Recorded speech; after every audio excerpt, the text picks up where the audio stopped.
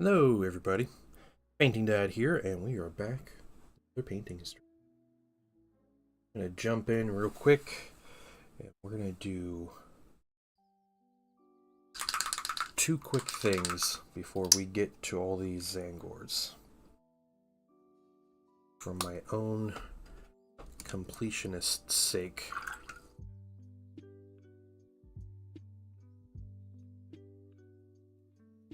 First, we're going to paint base rims on the Necrons, and then we're going to paint the base rim on the Wraith. And that's it. And we're going to get the Tzaangors.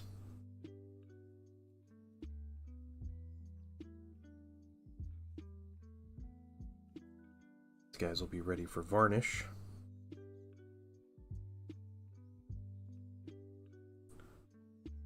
Can set them aside. Hey, you're a raptor. How are you doing? I'm doing well.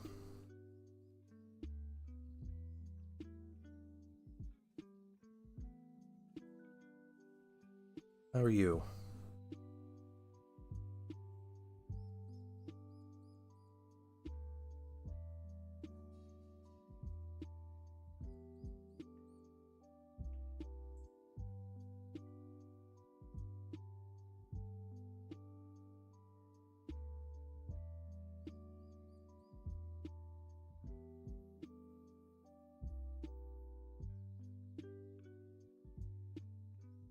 Happy Wednesday, everybody.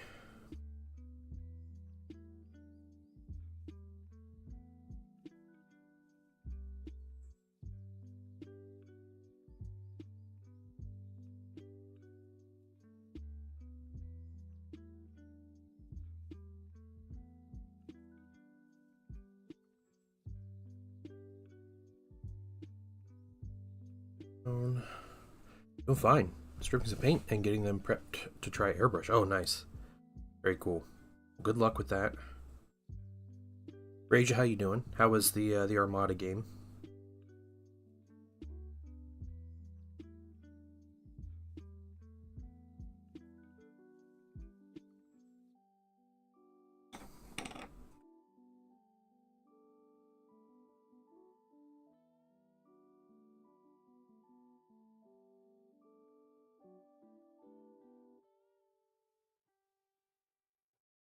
Armada was fun.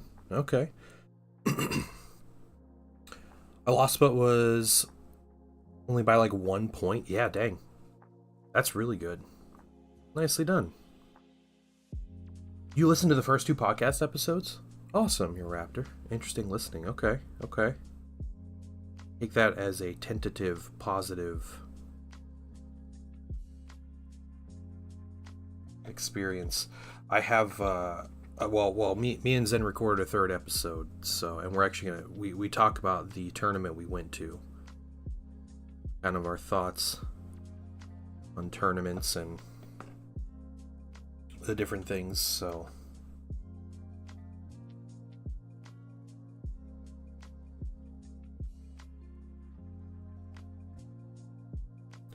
I'm more than happy to have feedback about the podcast. If you have opinions or thoughts or anything.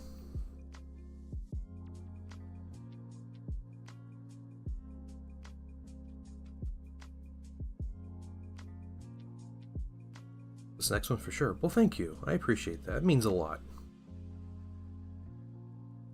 It really does. Okay. I do have a podcast, Shadow Sun. The first two episodes are on YouTube or Podbean. I don't have it uploaded to a lot of other services yet, so that's something I have to do. But yeah, third episode was just recorded and will hopefully be up for Patreon members very soon. I compile some feedback. Okay, thank you. I appreciate that. If our bigger ships were alive by the end, we destroyed the smaller ships. Yeah. Yep. That happens. You really have to commit to blow up a big ship, especially in a small game like that. Like, I know, like, the victory is only a medium, but it takes damage like a heavy ship, so. Twitch Dorothy, welcome. How are you doing? Hey, Choach. Good morning.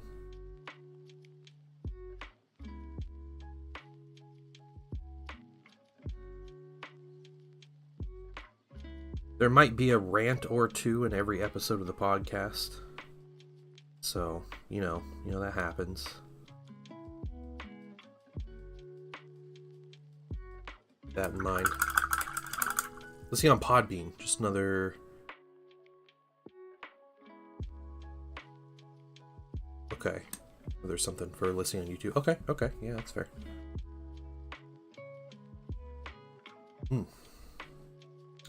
Surely make a command for Podbean for the podcast.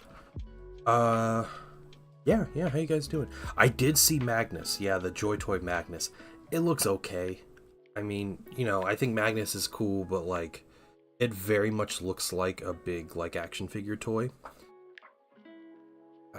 I don't know. Are those like they're like action figures, right? Like the way they're like made and everything, and like their design. I don't know what the prices are on those kind of things either, but I would totally buy my son a Terminator for Christmas or something. I think that'd be really cool. Auto miscorrect. Yeah, okay, so interface. Yeah, that's fair. That's fair. I knew it was something like that. Like, yeah, you're just doing... Yeah. That's all good. I type like a toddler, especially on Twitch. So it's pretty embarrassing. So we're going to let this dry. We're going to finish painting these base rims, and then we're going to go on to painting a bunch of Tzaangors. So these are the Tzaangors as they sit. I had just a unit of 10 of these guys, and then 2 shamans on disc. Yeah, an Assault Frigate Mark II. Okay, yeah. Man, I love the Assault Frigate Mark II. It looks like a potato, and it's... Both of those are like Wave 1 ships. So they're like super early in the game, and so they're like very bare bones and basic compared to a lot of the other ships, but there's something really nice about that. Pre-Wave 5, before the Pelta came out, like the Assault Frigate was like necessary for a good like squadron fleet. A squadron focused fleet for the rebels. And victories have always been kind of lackluster. Because the Gladiator is always present. The Gladiator was like broken for a while.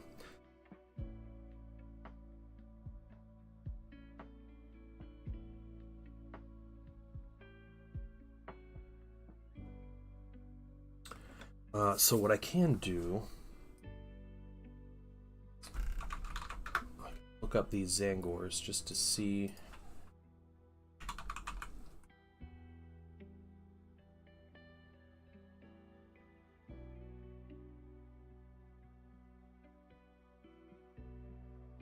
See some of the color profiles here. A lot of gold. That blue, which we can do with a nice turquoise. Light bronze on the metal. Just get some colors out. We'll do light bronze on the gold to start. This dark turquoise starter for the blue armor. Silver for chainmail. We'll need a blue wash.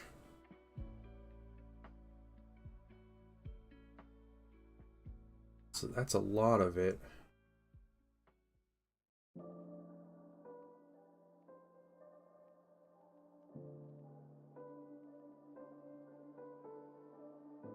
They're beaks.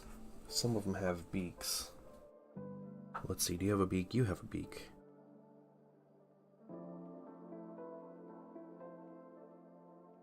Beak and horns will be a specific color, so let's find a... Let's start with this caramel brown.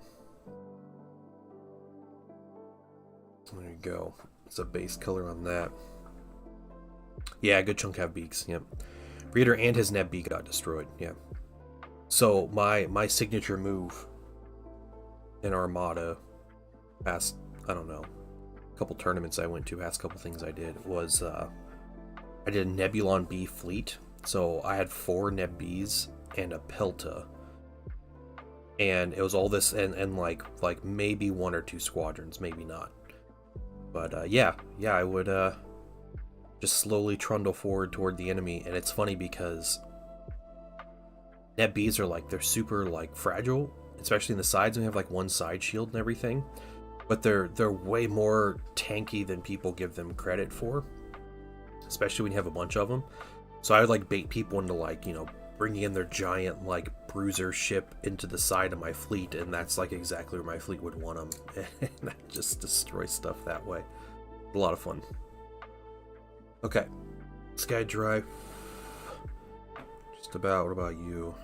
Just about. I want to get another coat on this so we get some colors ready.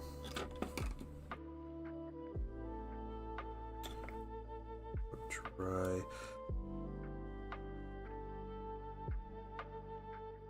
About dry. What about this base? We'll do another little coat of black here.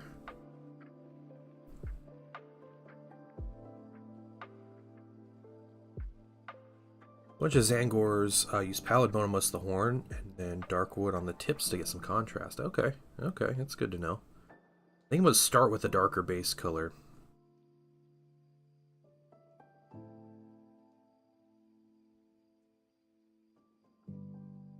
I'm kind of wondering if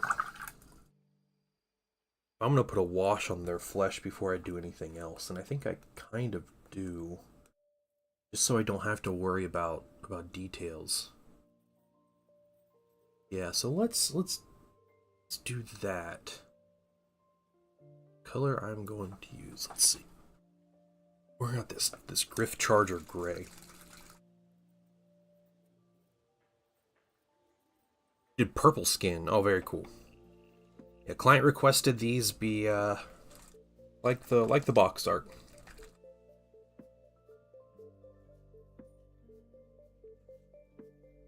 So that's Terran turquoise. I don't know if that's Griff Charger gray, I think is what I want.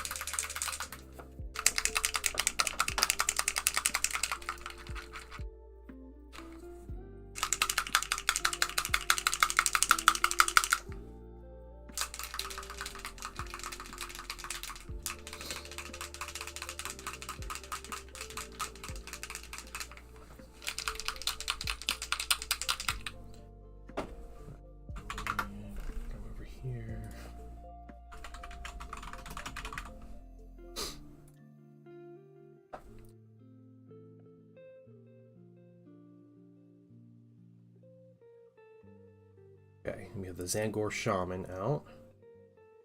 Okay, he's got blue. Yeah, okay. Pretty much what we could assume here.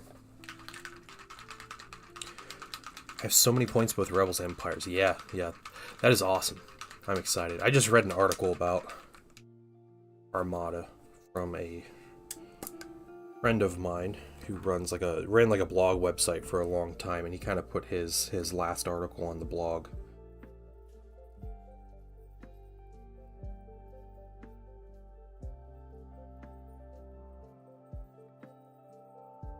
Just a wonderful sentiment. Eric, how you doing? Welcome. Okay. Before I go forward with that Griff Charger Gray, though, I think we are good to do our second coat. This base rim. This is my one army I don't do black base rims, and I don't know how I feel about it. I'm always like debating whether I'm just going to go through and paint all the base rims black.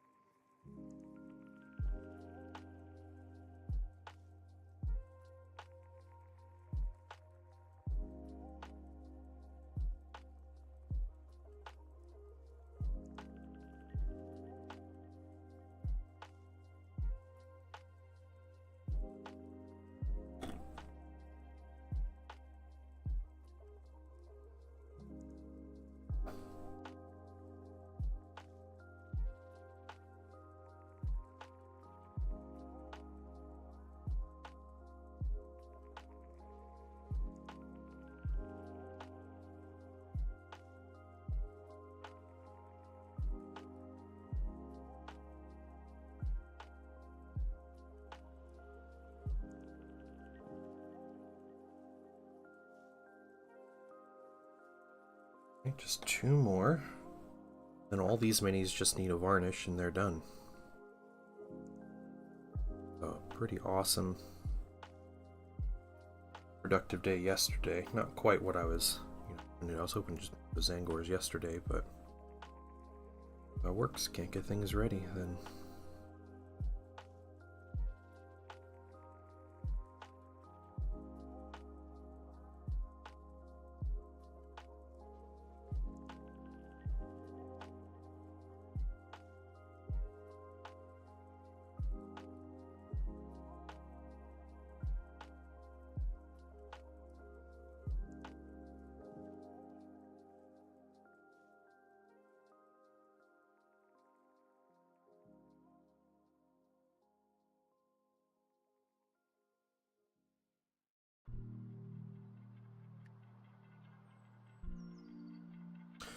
Alright.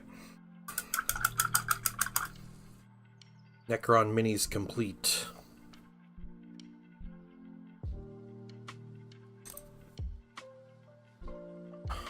Let's get some medium out.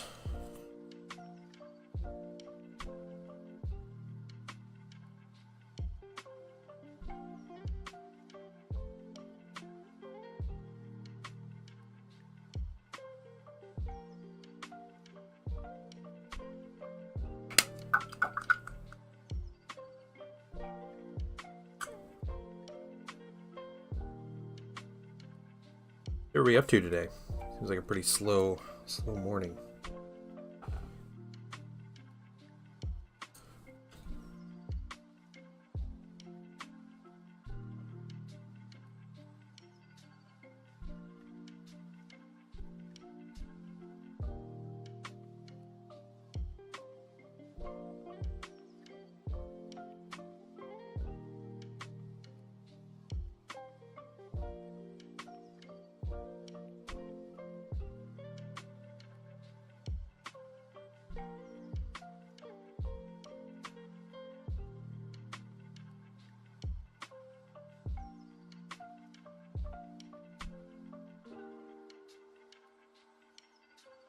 Pinning red Corsairs, nice.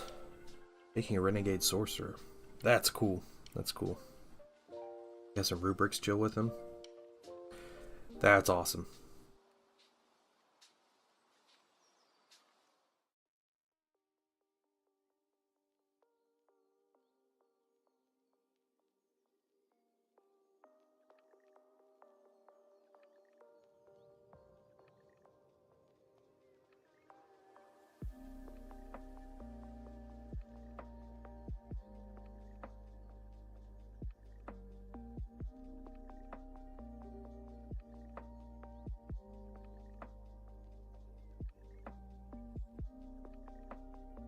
So I was playing the Soval last night, Fantasy Warfare game, and I did a run through as the High Elves, and I had a fun choice for my starting army. It ended up being all bolt throwers. So I just had a bunch of ballistas as my starting army, and my one lord's retinue as a unit of archers, and I pretty much ran the whole game with bolt throwers. I ended up with 6 bolt throwers instead of the 4 I started with. It was great. The most expensive version of each ship. I have over 1,500 points of ships. No upgrades or squadrons. Nice. That's awesome. That is awesome.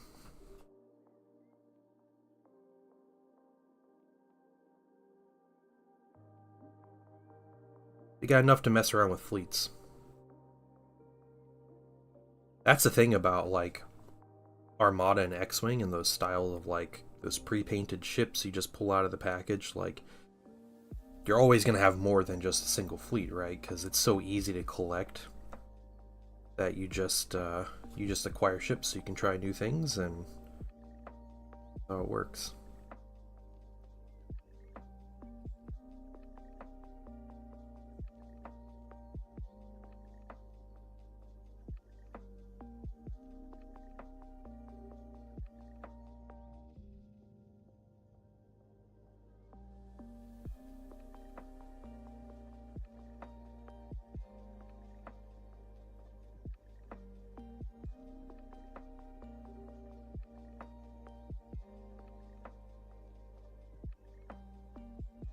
I never added up all the ships I had.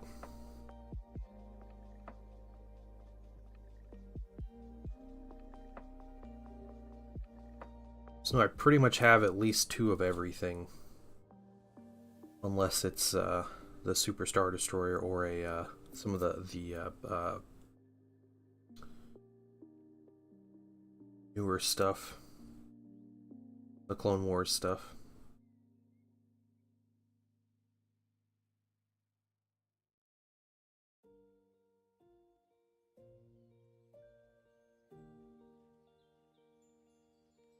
I'm feeling real crazy. My goal would be to finish these Tzaangors tomorrow.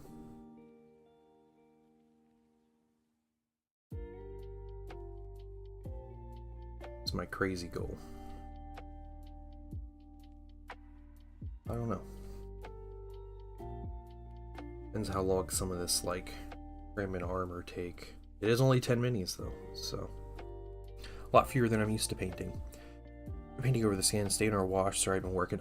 This is Riff Charger Gray Contrast, diluted down about 1:1 with contrast medium. And this skin is Pro Acryl Ultramarine with a Zenithal of Pro Acryl Faded Ultramarine.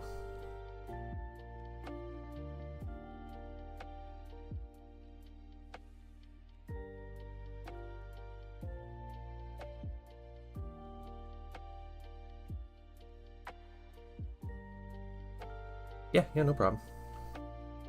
Vendors are going for insane amounts, some $300 on eBay.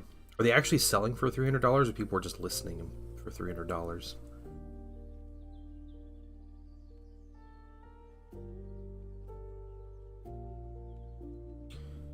Yeah, I read a great article, actually selling them. Wow.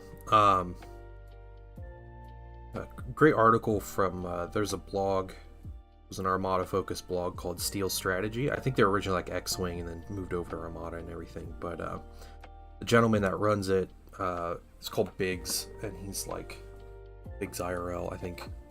And he's a friend of mine. Used to see him all the time at tournaments and everything, and all this stuff. But he wrote kind of his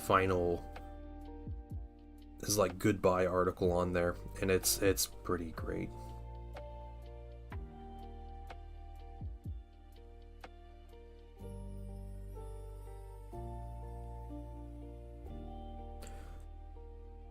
Blog called Steel Strategy.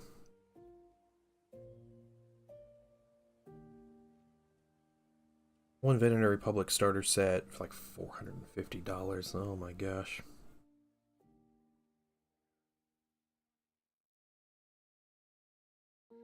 You're telling me I am sitting on thousands and thousands of dollars of Star Wars Armada stuff.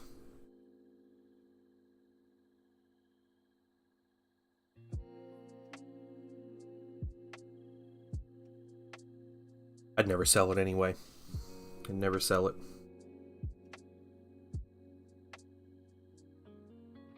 I'm going to be teaching my grandkids how to play Star Wars Armada.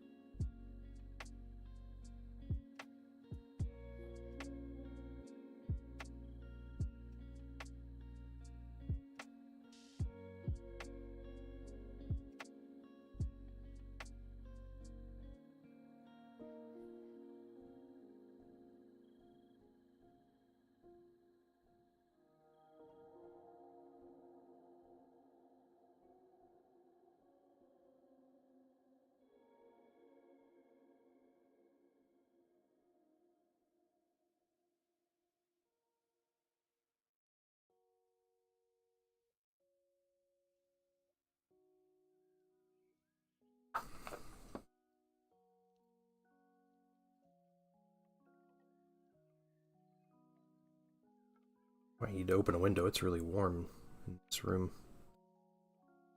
Why? Why is it so warm? Hmm.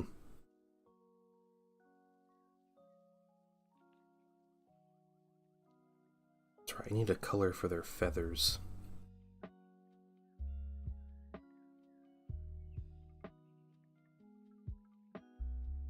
Do a nice red for the feathers.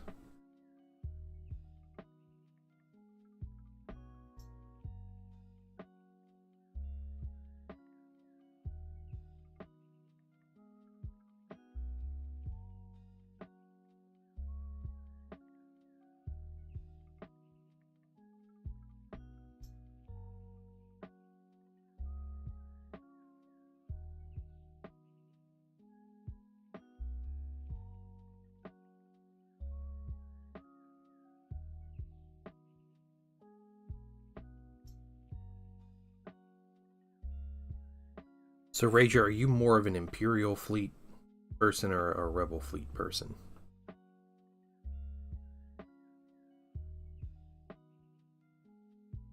Seems like you chose Imperials at first.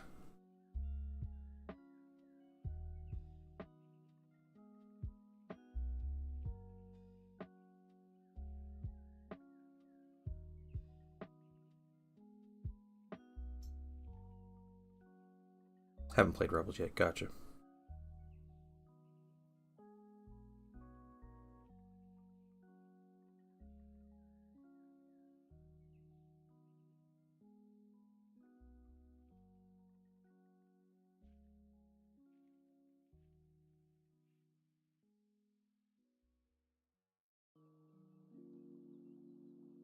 Okay, okay. Beers are probably a little more straightforward to play. A lot more like point at the enemy and go.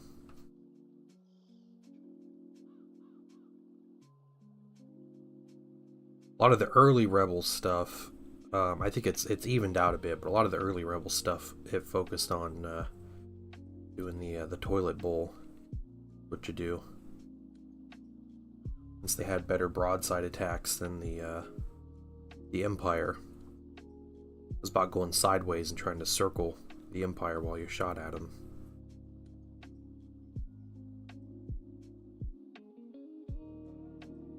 Things like the Assault Frigate and the MC-80 and all of that, the fragile CR-90.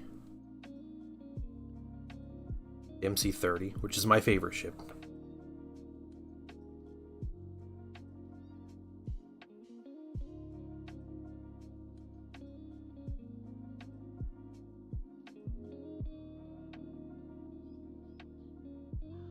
I'm just putting this wash in these Tzaangors, guys.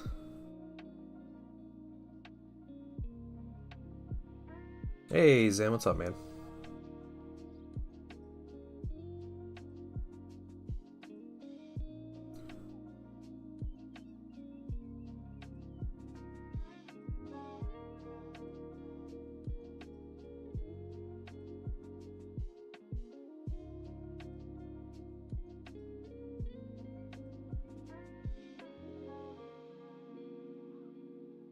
MC-30s are really good.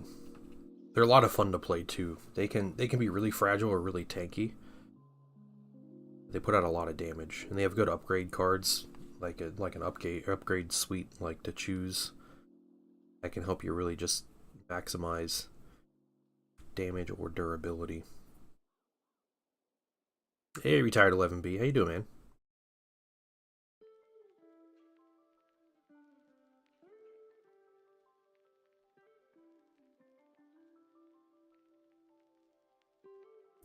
Putting a bit of a wash.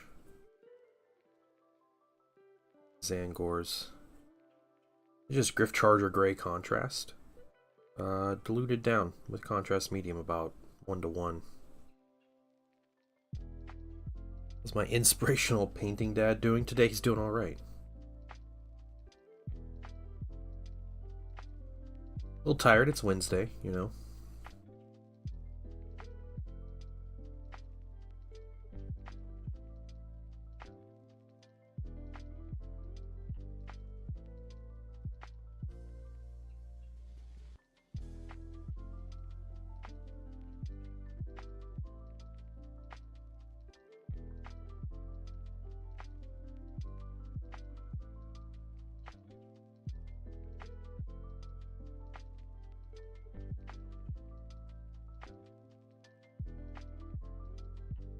How are you doing, Proto? This is, yeah, these are Tzaangors. These are going to be used for 40k, I think. But they are part of the 1,000 Suns army in 40k. Yeah, they are Tzeentch flavored beast people.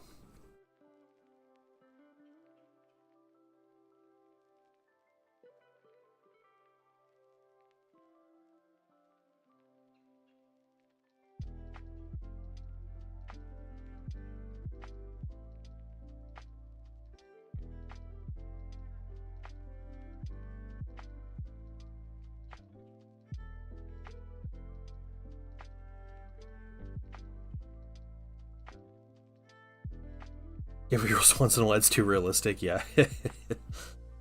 The blog post, yeah. His last couple lines, man, got me. Just the last couple lines in that whole story. Favorite Chaos God. I'm doing okay, thanks. Well, good. Good.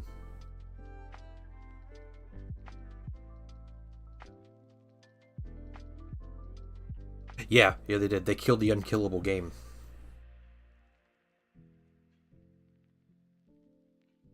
It's funny too, Reja, like he mentions that Armada being dead was kind of like a joke.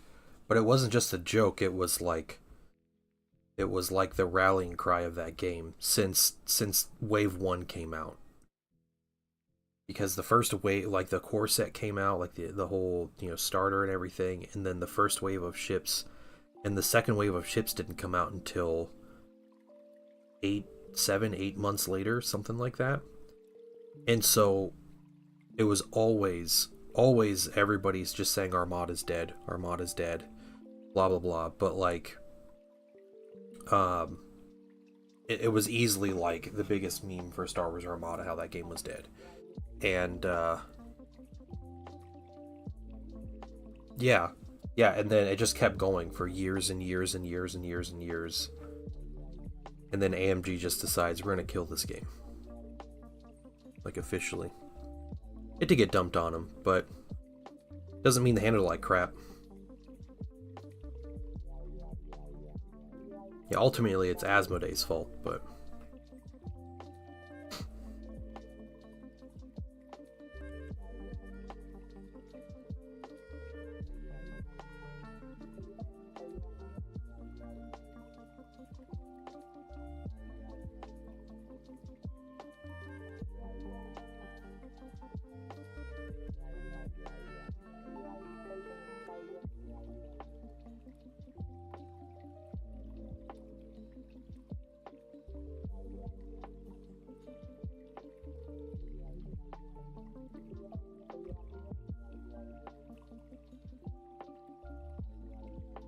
Yeah, Asmodee really did.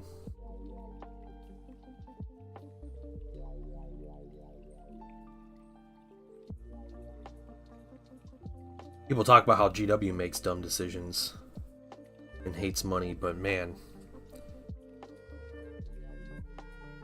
First of all, let me take just Asmodee has to be worse at it. For allowing me back into your home. Hey, Big Boy Gaming, how you doing? Jim, last stuff out of my apartment and do some furniture shopping. Okay, nice, Reja, nice. Well, you have a great day. And it was great chatting with you. Glad you got to play some Armada, and you would have told me about it some this morning. It was nice. Okay, don't fall off. More Shaman. Big Boy Gaming, how are you this morning?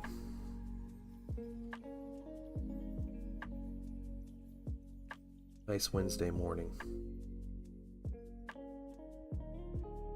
The green wash is working. Are you talking about my mint? Yeah, it's Griff Charger Gray is the color. It's like that like bluish gray contrast. It's got like a hint of green in it. It's diluted down about 1:1 with some medium. Just trying to pick out some colors on these. These won't be any kind of like high-end paint job. We're getting these guys good and like a nice tabletop standard.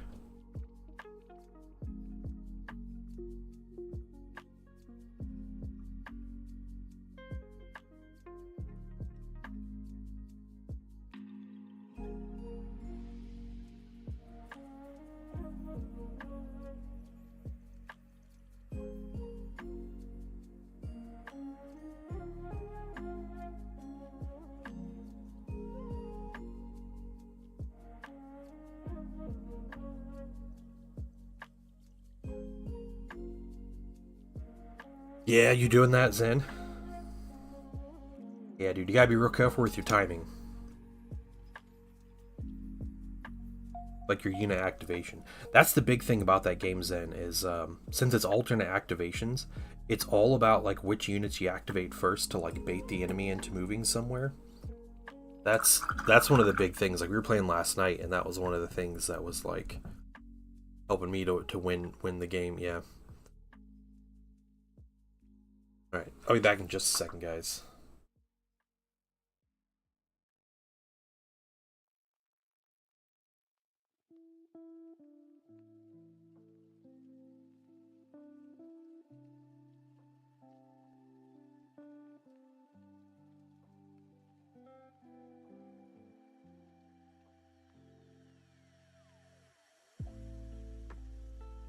Ooh, it is hot in this room. I had to open a window. Hey, Loki, what's up, man? All right, back to the old Tzaangors.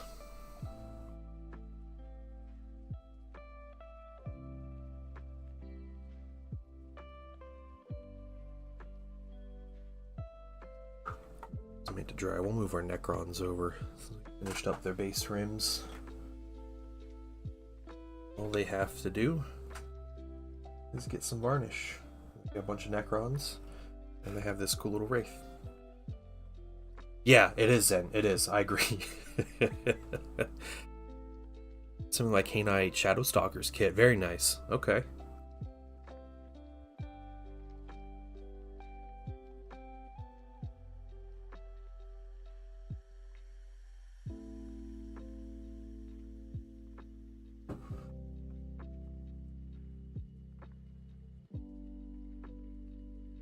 It took you 6 hours to assemble the Viper model? Oh, wow. That seems like a lot.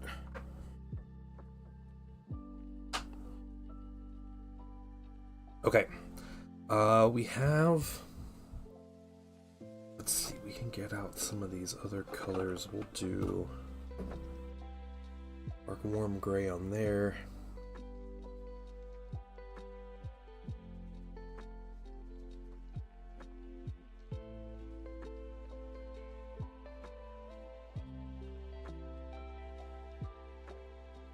Hurricane played one each like 40 minutes now. That's crazy, man.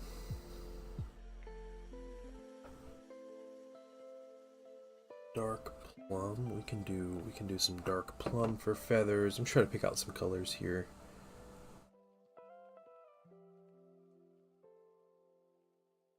Okay.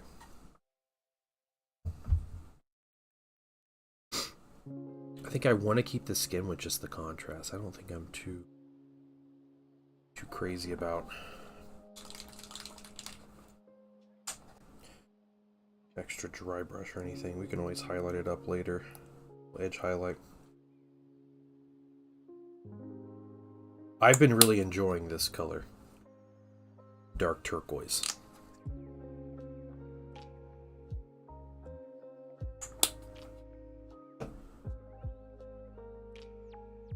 Yeah, it's a very nice color.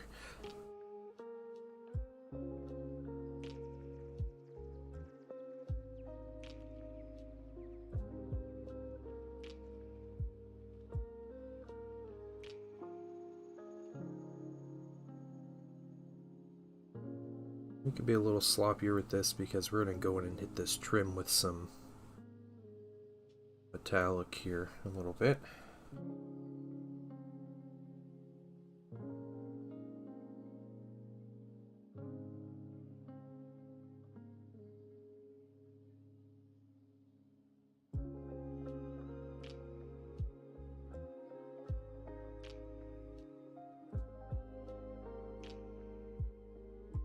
What's up, Fuzzhead? How you doing?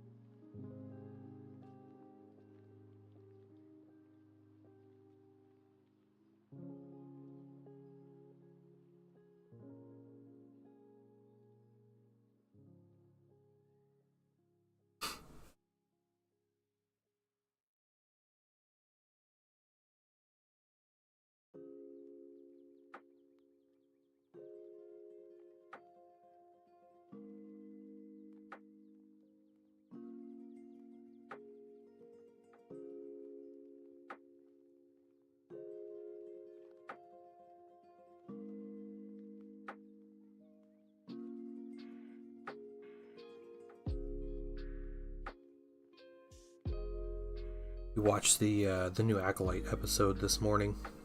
It was good. It explains everything that happens. I feel like I was partially correct about some things, so I'm cool with that.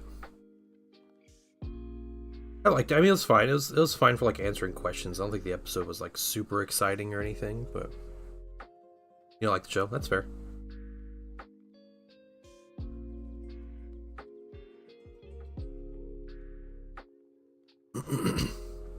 I wish they just had the Sith dude on more.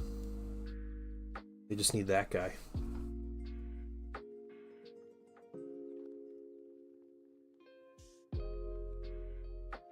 Okay. Easy, simple, first color. If I could answer anything, answered a whole bunch. Alright, recently thought I saw a Warhammer Twitch streamer at my local game store. Not place which one the dude sounded like. It doesn't matter. Not gonna call the guy out in public. Oh, okay. That's funny.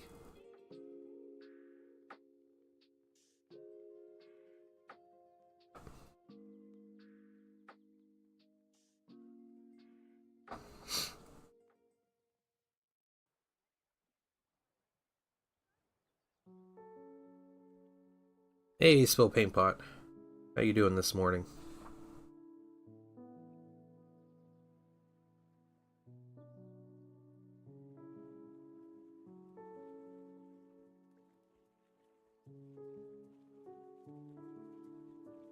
Yeah, talk about the Acolyte.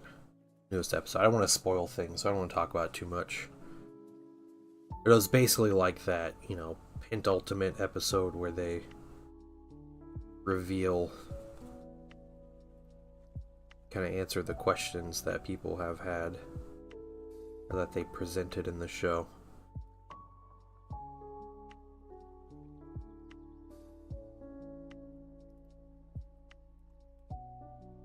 And they're like hair in a biscuit. Oh, okay, okay.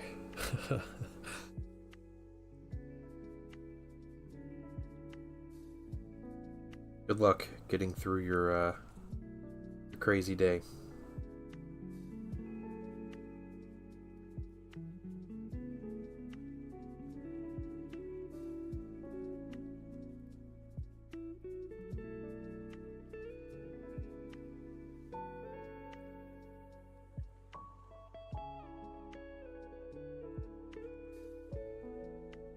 Yeah, the biscuit's great. Go 3 chariots and a warlord. Yep. Yeah, Zen. That's exactly what it is. Yeah, the bolt thrower is OP. Because, like, sure, it only kills like 2 or 3 dudes every time it shoots at a regiment. But when there's anything that's a real threat, you just kill them instantly. Like cav or chariots or monsters or whatever.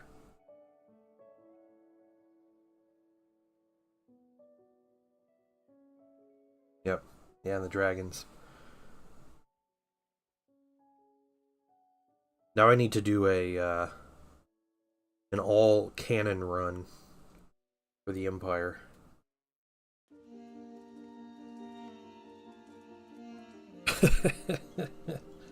Retired 11B.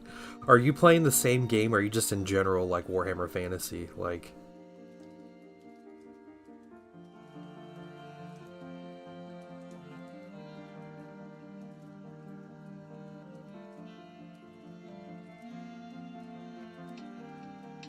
yeah, just Warhammer Fantasy. I am ready to play a game of the old world.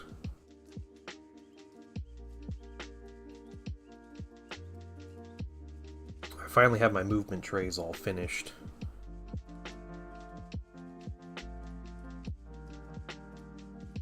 I was not going to play that game without movement trays.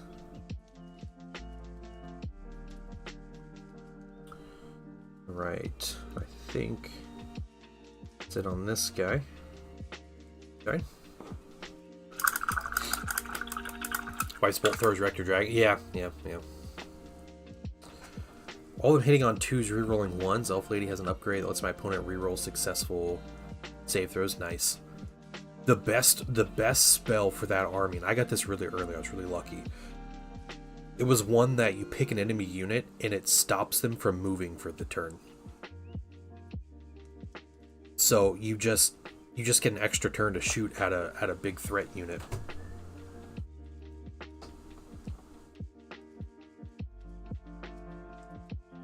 That was a good one.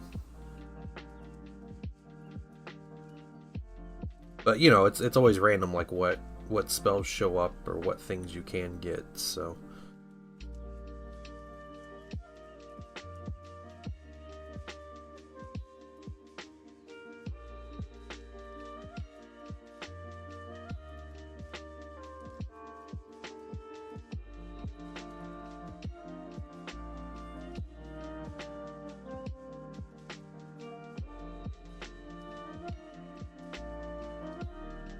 I have a zombie dragon and a terrorgeist and stuff to paint, but I haven't yet. Maybe that'll be next on the list. I also have 10 Blood Knights to paint.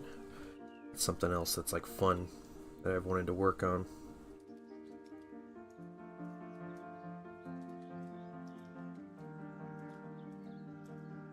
Yeah, I want to finish my Thousand Sun stuff I have, at least that Solar Auxilia box.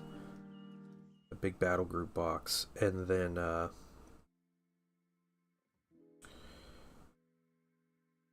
anything else? I think that's it for him. And I want to finish up my Vampire Count stuff before I start looking at getting some new minis.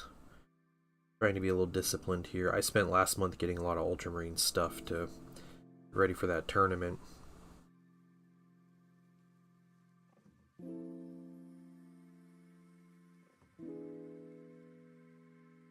Rope it open 2 units doing this, and flying over units to the Wyvern. Yeah, I told you, just screw up the AI with the flying stuff. There you go. Alright. I have a feeling if we play some multiplayer games again, Zen, we're going to be different results.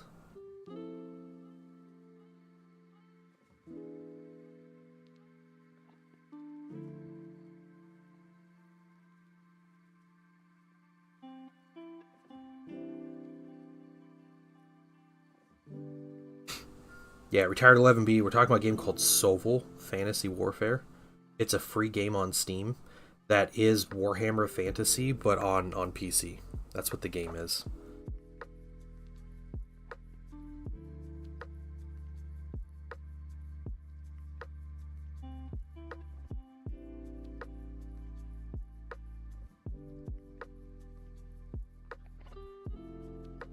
Nice.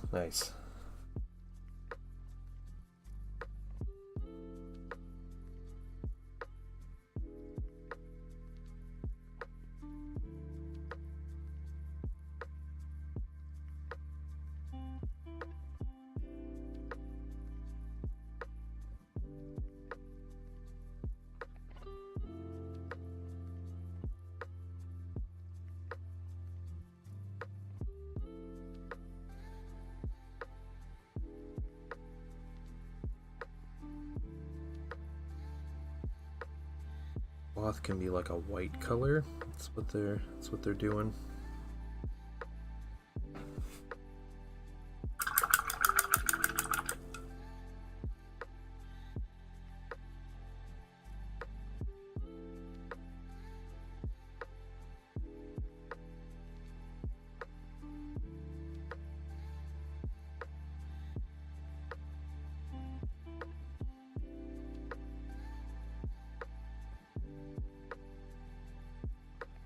Be a little sloppy with this color as long as I'm not getting the skin.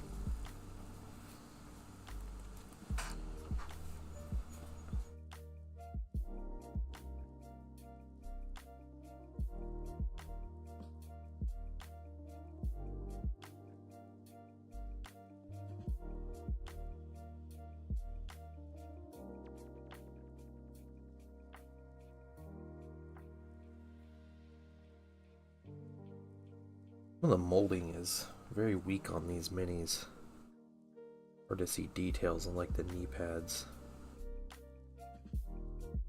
Unusual for GW minis. Oh, and he won. Nice, nice. Now, how many times did you get into melee combat that entire run?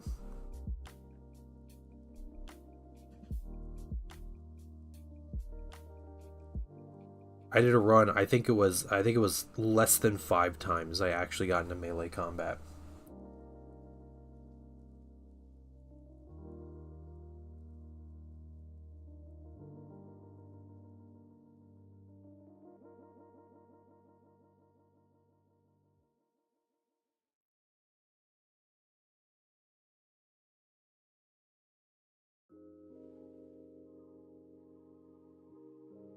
A lot? Okay. Okay. Oh, you got a spearman red. Were you doing the mage or the noble?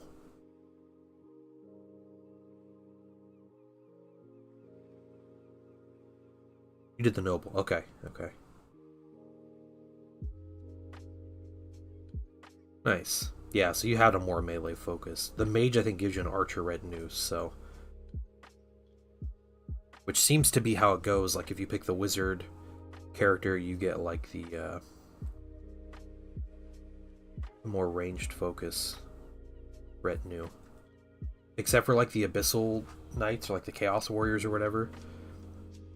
Their mage might start with just straight-up Abyssal Knights. Because that game we played, that's what my mage had, or my sorcerer had.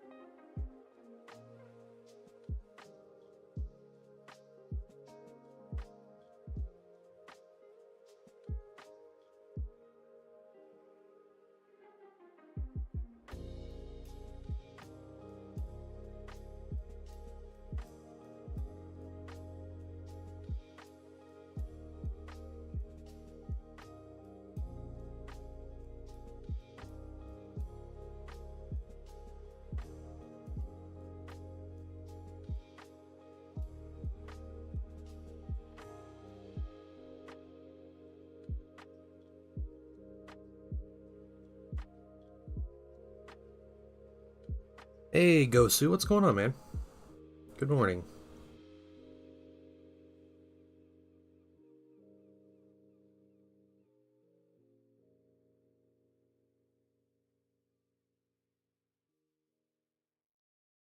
And I do have something I have to tell you guys. Next week, I'm only streaming Tuesday.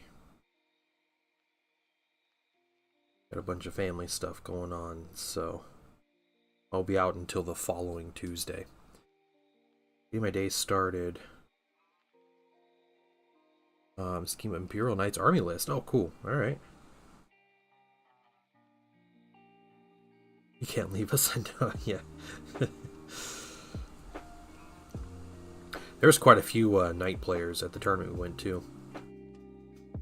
There's one guy, he matched up against demons round 1 and got completely smashed. And left the tournament. So it was like all...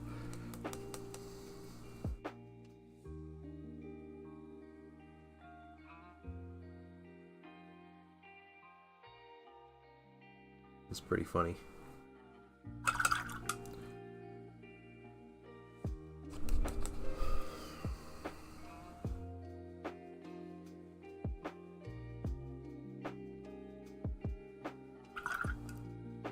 Okay, I'm gonna wait to do this guy because he had a little too much spillage of me. Canis Rex, but run a thematic army. Get smoked for not having Canis Rex. Yeah, maybe.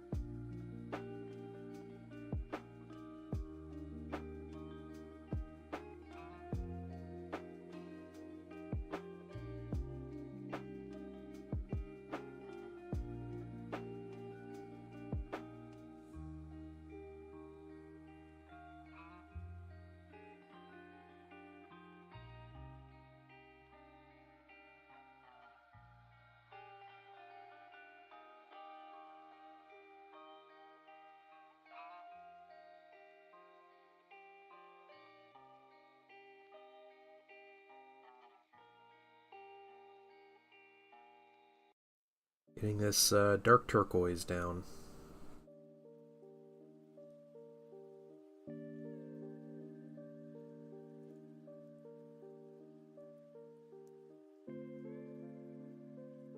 Doing House Tyrannus 2K Knights list. Okay. Orion, Polypherion. And my finished Lancer. Okay. Huh. I'm not sure what that is. Oh man, I saw a meme about the new. So I'm sure you saw the new campaign book coming out for Horus Heresy, right? There's a meme basically that that GW will do anything they can, like with this Horus Heresy game, to not have to expand on legions other than Imperial Fists and Sons of Horus. So they're releasing campaign books, like they released the Solar book, they released now it's the Mechanicum book. After doing the Siege of Chthoniya, where it's like Imperial Fists and Sons of Horus, now they're like, we don't want to do anything with the other legions. I don't mind it so much though. Like, there's enough to mess around with. I want more stuff for my legion, but it's so much cooler that these other factions are getting releases and stuff. So, eBay hater number 300, welcome. How are you doing? And thank you for the follow.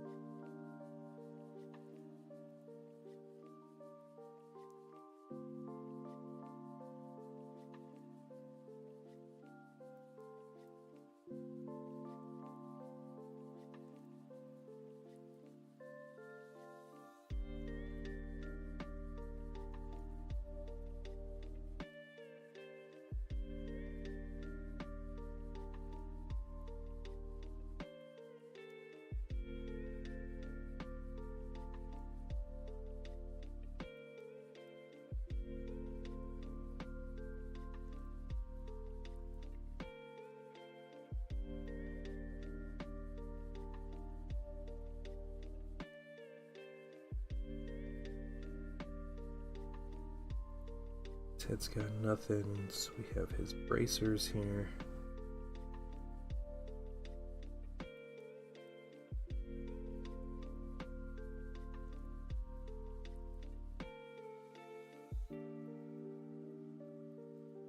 And it seems like the dev for that game is putting out like factions really quick.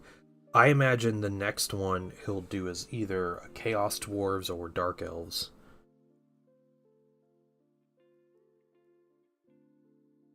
Because those are kind of the two. I'm trying to think if there's any other like main factions. There's Tomb Kings they could do, like Undead Egyptians. Like a Bretonnian, so like actual like knights and like MacArthur type knights with like magic and stuff. So there's a couple more that they can do as just straight up factions.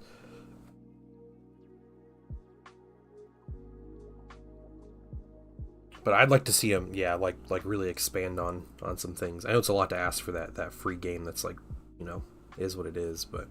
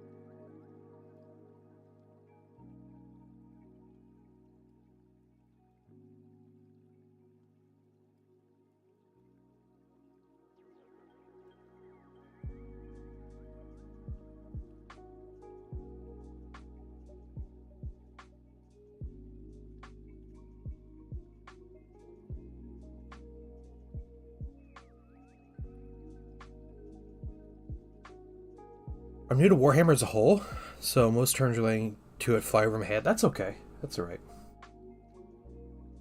Are you getting into like 40k? Or what are you getting into, eBay hater?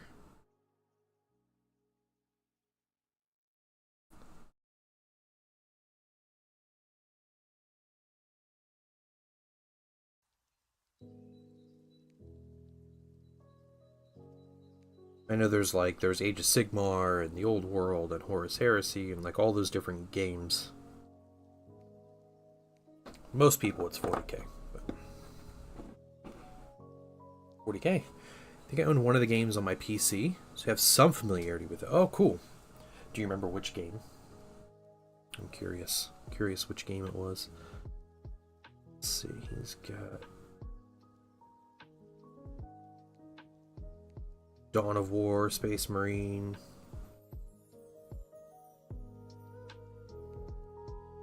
I do like my Warhammer video games. Was it Total War Warhammer?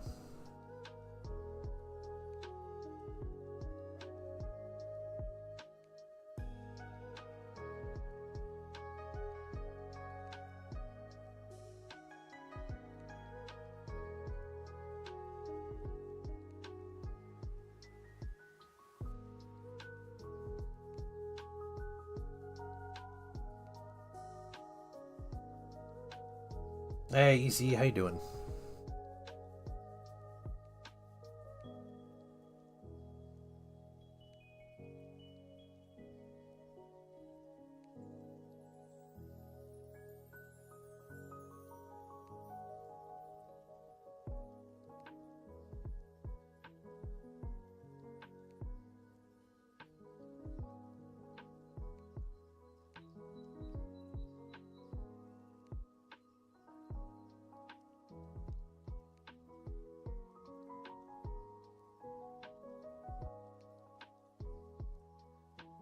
Weird belt here.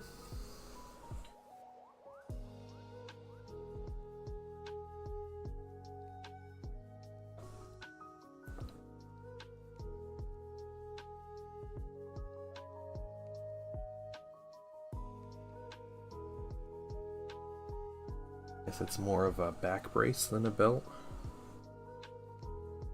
For like powerlifting.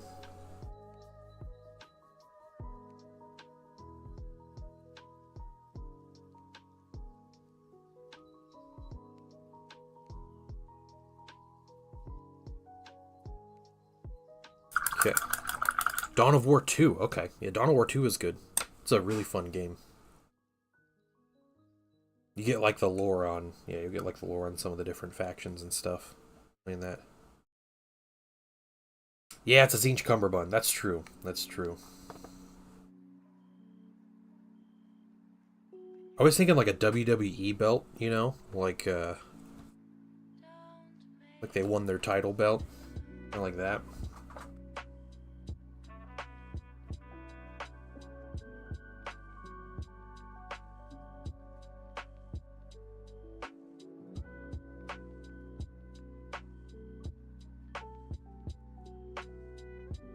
What technique did you use to paint these?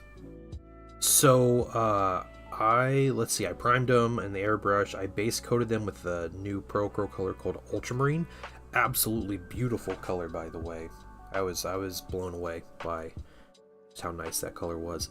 And then I did a zenithal of faded Ultramarine on the top, you know, top down, over the minis. And then I did a wash of it was Griff Charger Gray contrast, and it was thinned down with contrast medium, about 1:1 medium to paint.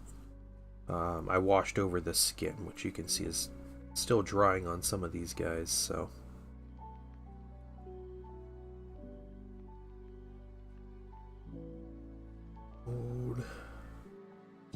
Alright.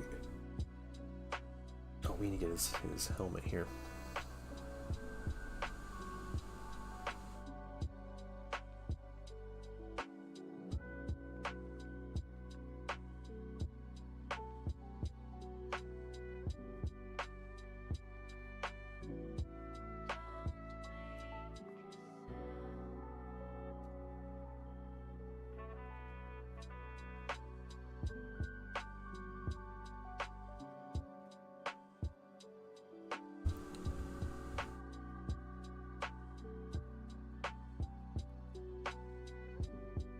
Okay, that's it for a base color on that turquoise. What I can do now, while I'm waiting for some things to dry, I can go through and I can actually, we'll just get this ultramarine out. This is a really nice blue, and you guys will see like how vibrant this color is. It's really nice.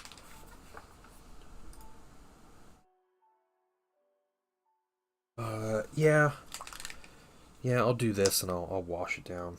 This is what I'll do.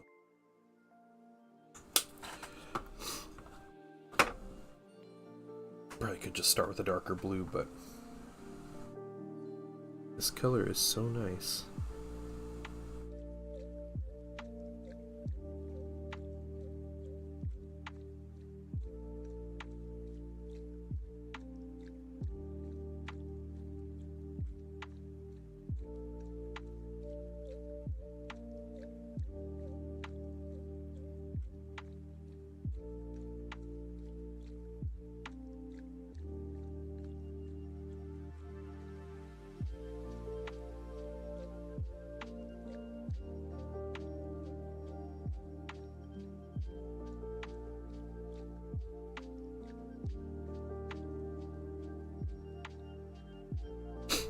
I think I have ready is a can of Rust-Oleum. Not sure if it's too thick for a mini. Couple things to keep in mind when you're spray priming is make sure that the can of spray paint specifically says it's good for plastic. If not, it probably won't work.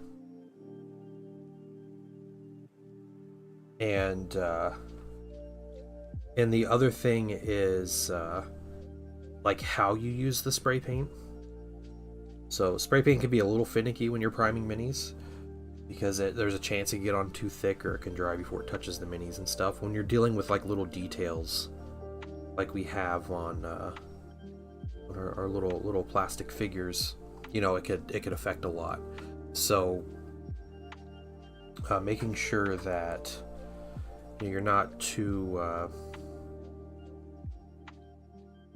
far away. Like, you gotta make sure humidity is like as close to 50% as you can get it. Spray in short bursts. Don't like hold the trigger down basically on your spray paint. Lots of little things like that.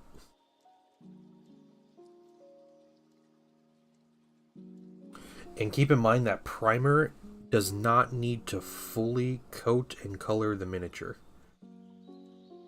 Just need like a light dusting of the primer. Just enough to coat the miniature, not enough to like completely cover. This primer is for a chemical reaction, not for a base color. You can always paint over the base color afterwards.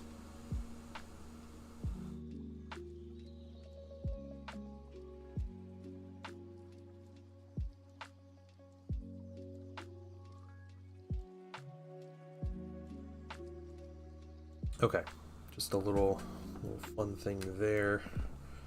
Get this other guy. All these weird blue colors.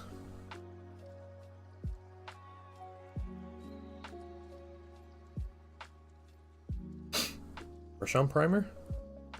Umbrella is constantly 110 degrees. Yeah, I feel like your spray can would just explode in your hand when you take it outside or something. Something crazy. Yeah, brush on primer is nice. Again, you're gonna when you use the brush on primer, very thin layer, and just keep in mind it is not going to color the miniature how you want. What the primer does is it bonds with the plastic. It like actually kind of melts into the plastic a little bit and forms a bond with it, so other paint that you paint on top of it can grip onto what the surface you're painting. It'll grip onto the primer. So you don't need like a thick coat. You don't need to change the color with the primer. It's just something simple to help you, like, help facilitate your other painting.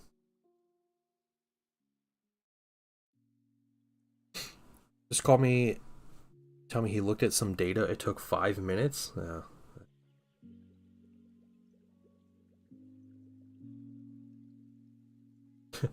Hey, I looked at this stuff. Cool, what'd you find? I don't know. Don't tell you I looked at it.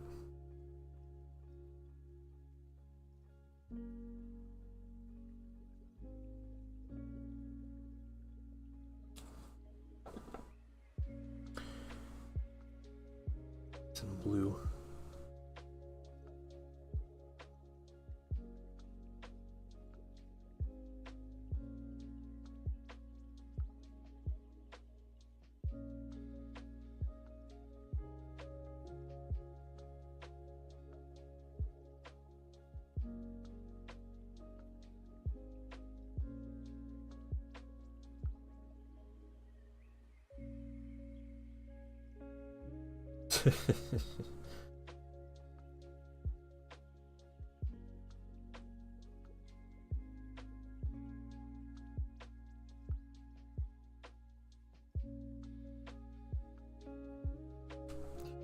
Right.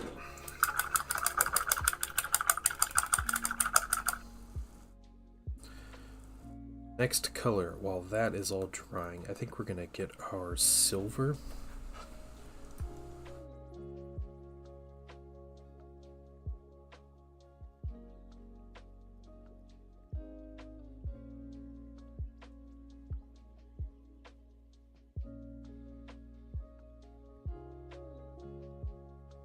There isn't a lot of silver on these minis. Swords, chains, and chainmail. I think that's about it. Pretty easy.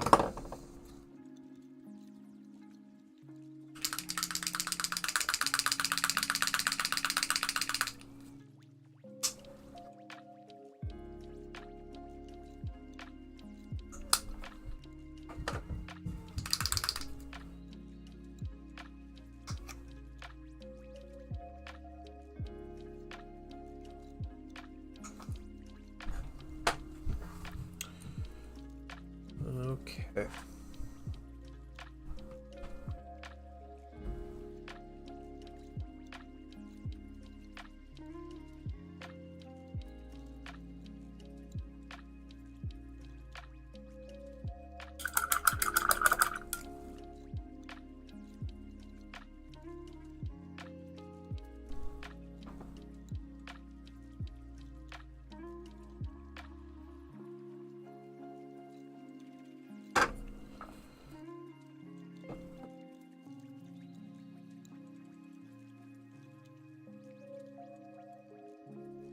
Picking out silver pieces. Chainmail and blades and chains.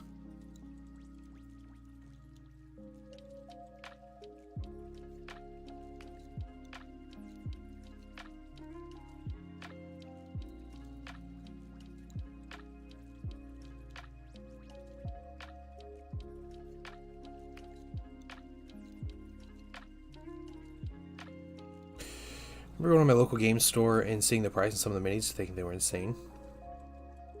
Yeah, it's not a cheap investment, but a thing to consider is like hobbies aren't cheap in general. There aren't a ton of like cheap hobbies out there.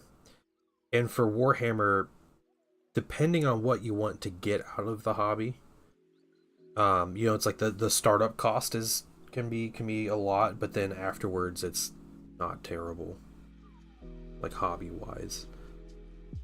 But you basically get out what you want to put into the hobby. If you just want to paint the occasional mini, then you're going to be buying paints and brushes and stuff at the start, but then that otherwise you'll be paying maybe $100 here or there, or $50 here or there, whatever, for the minis you want to paint.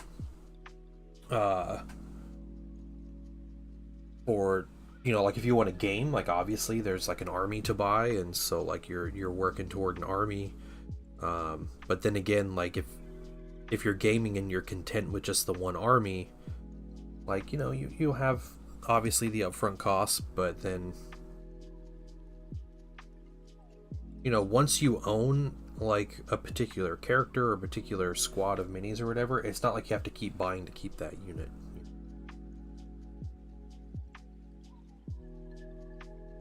Unless you're me, yeah, unless you're, he there just keeps buying armies like a madman.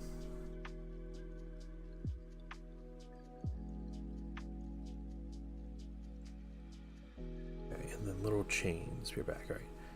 But Gunpla, where the kits are usually 20 to 30 anyway. Yeah.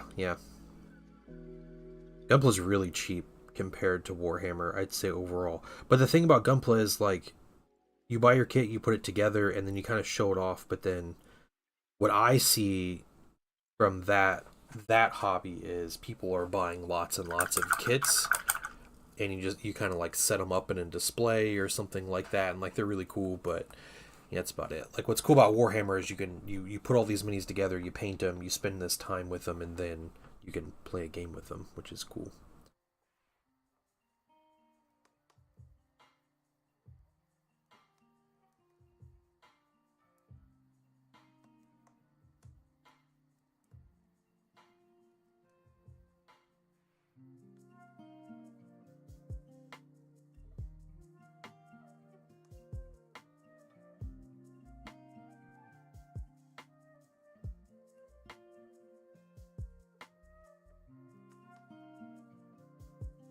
Yeah, Necrons look cool. Necrons are super cool, and they're very easy to paint compared to other armies. So they're probably the easiest army to paint.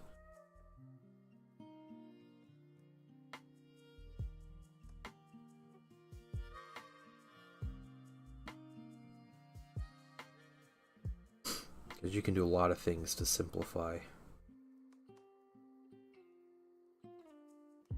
everything about painting a Necron army.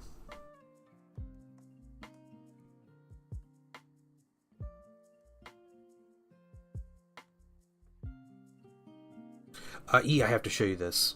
Let me finish this one mini. I was painting a Wraith yesterday. Took me about an hour and a half to paint this Wraith. So I have another character from my... He needs varnish. That's his thing, but this is my my Wraith I painted.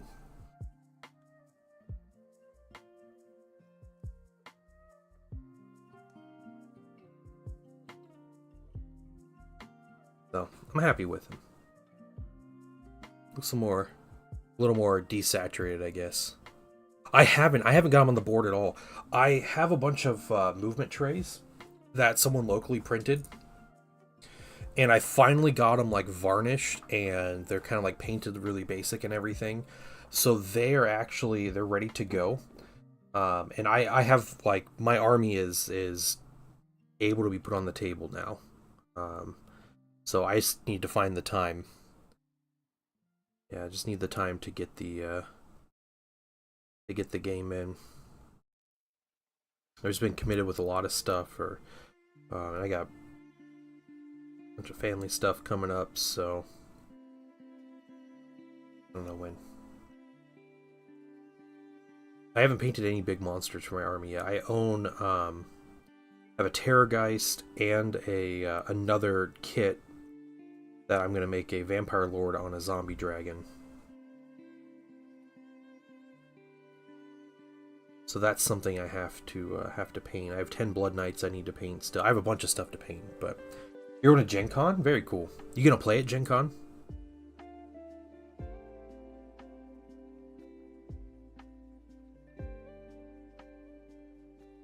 Get some Warhammer games in. I'll be painting your Bretonnians. They're next on the list. So hopefully next week I'll start them, and then probably finish them the week after.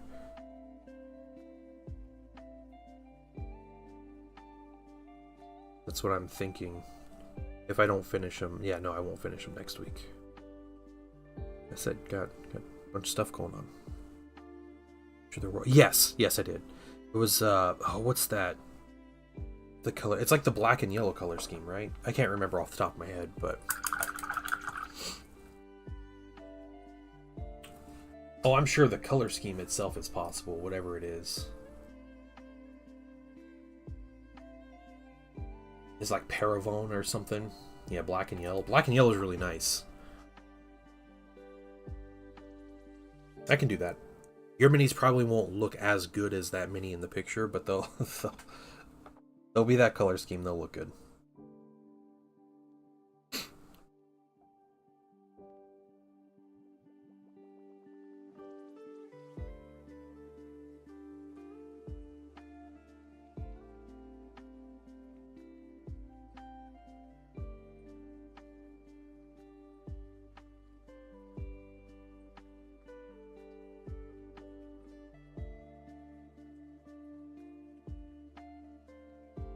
Summer is normally like a slow time for me to get work done, just because of everything else going on with family being home and stuff, so I lined myself up with a lot of work. Just been moving slow through it. Once August hits, I think it'll be a lot better. Sadly, everybody starts going back to school. Have more time to work.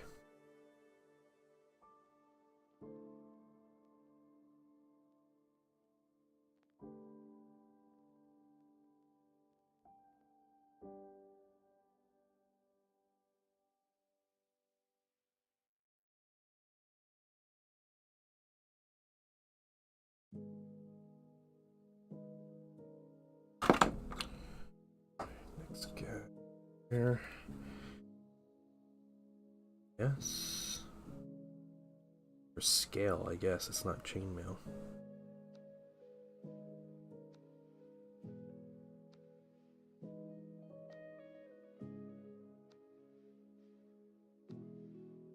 Little chains. So we're just on his crazy sword here.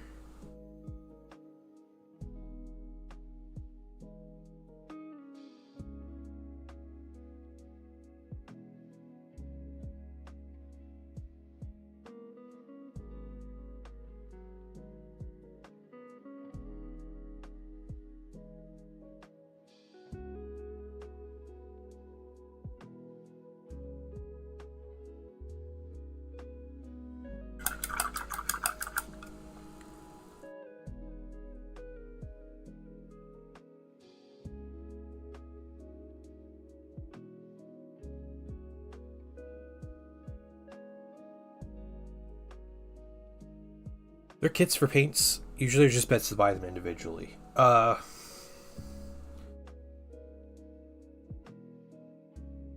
So, yes and no. Companies sell like starter sets for paint and everything. The paint brand I'm a big fan of it's by Monument Hobbies. It's called Pro Acryl.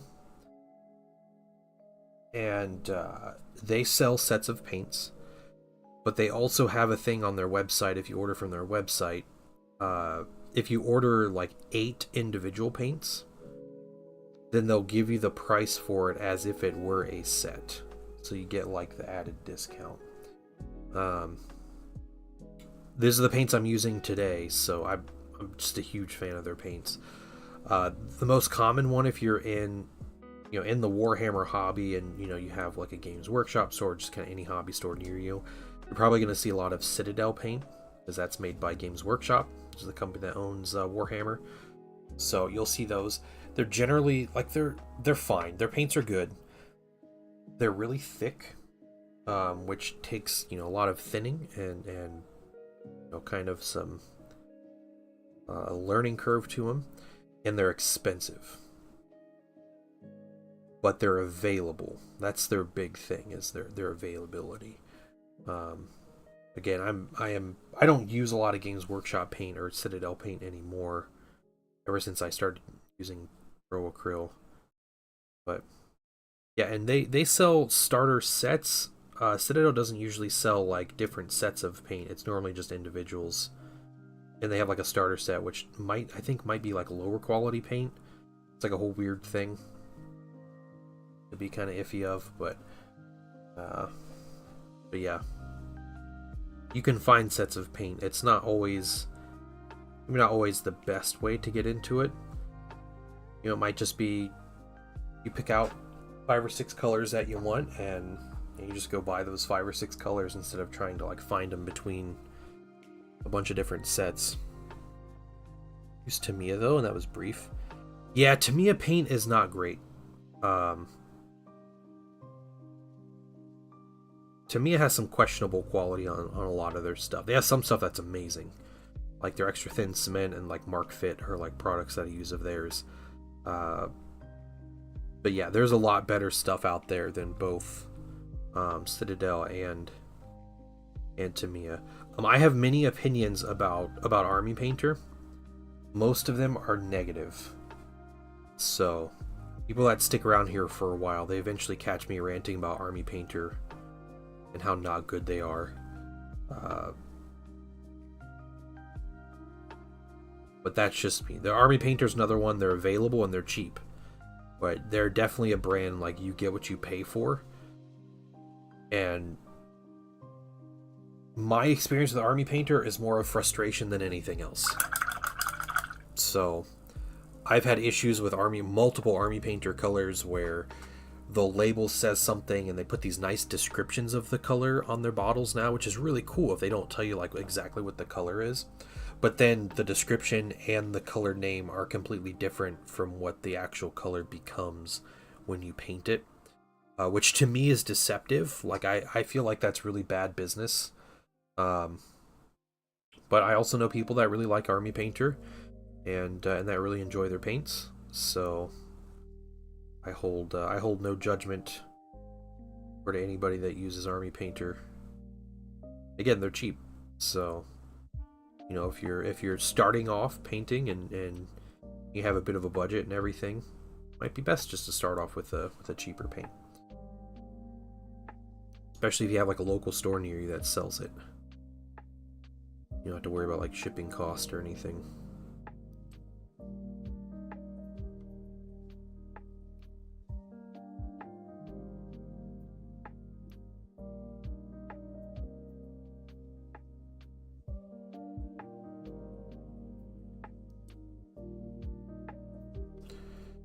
Yep, Vallejo's another one, yeah. Yeah, so Vallejo is interesting. I have quite a few Vallejo colors. Vallejo used to be like top dog, in my opinion.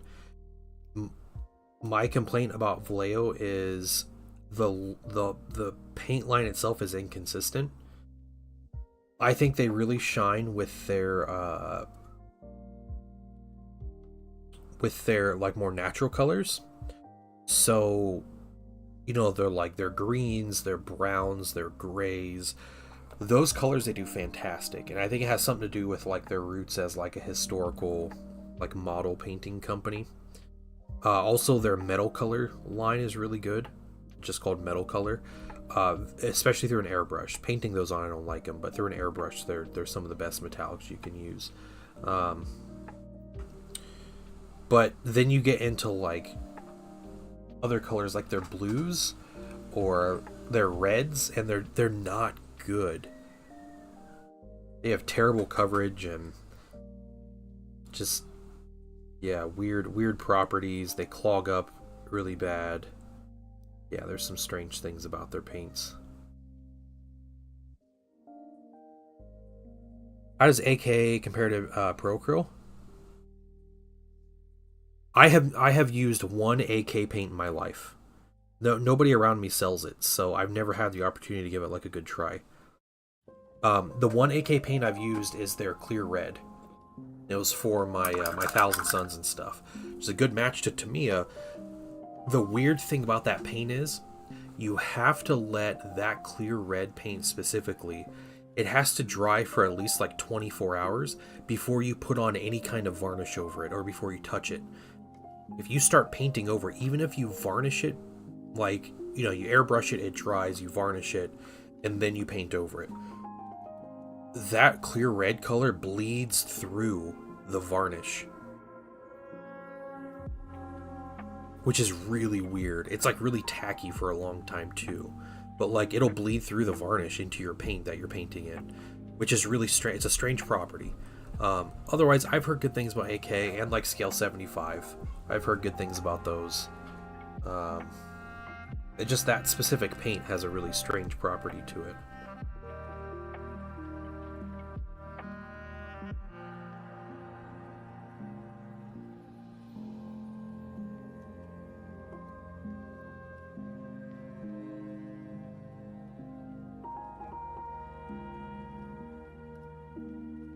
See, I don't think there's really any other silver on this guy.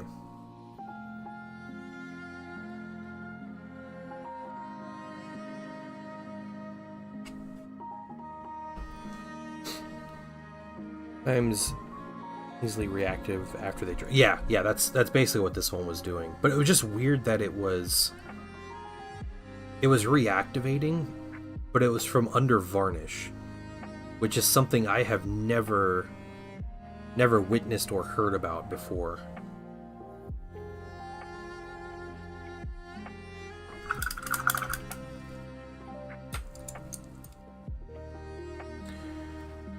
So Citadel pretty much. Okay. Well, here's what I'll tell you, eBay. Here's what I'll tell you. And I'm gonna sound like a big shill here, but I am an affiliate with Pro Acryl, with Monument Hobbies. That means that if you buy something from the website, I get a little kickback. If you spend $100, I'll get $5. It's not like I'm making a living telling people about Pro Acryl. I love their products, and that's the reason they're like the only affiliate that I have, because they're awesome.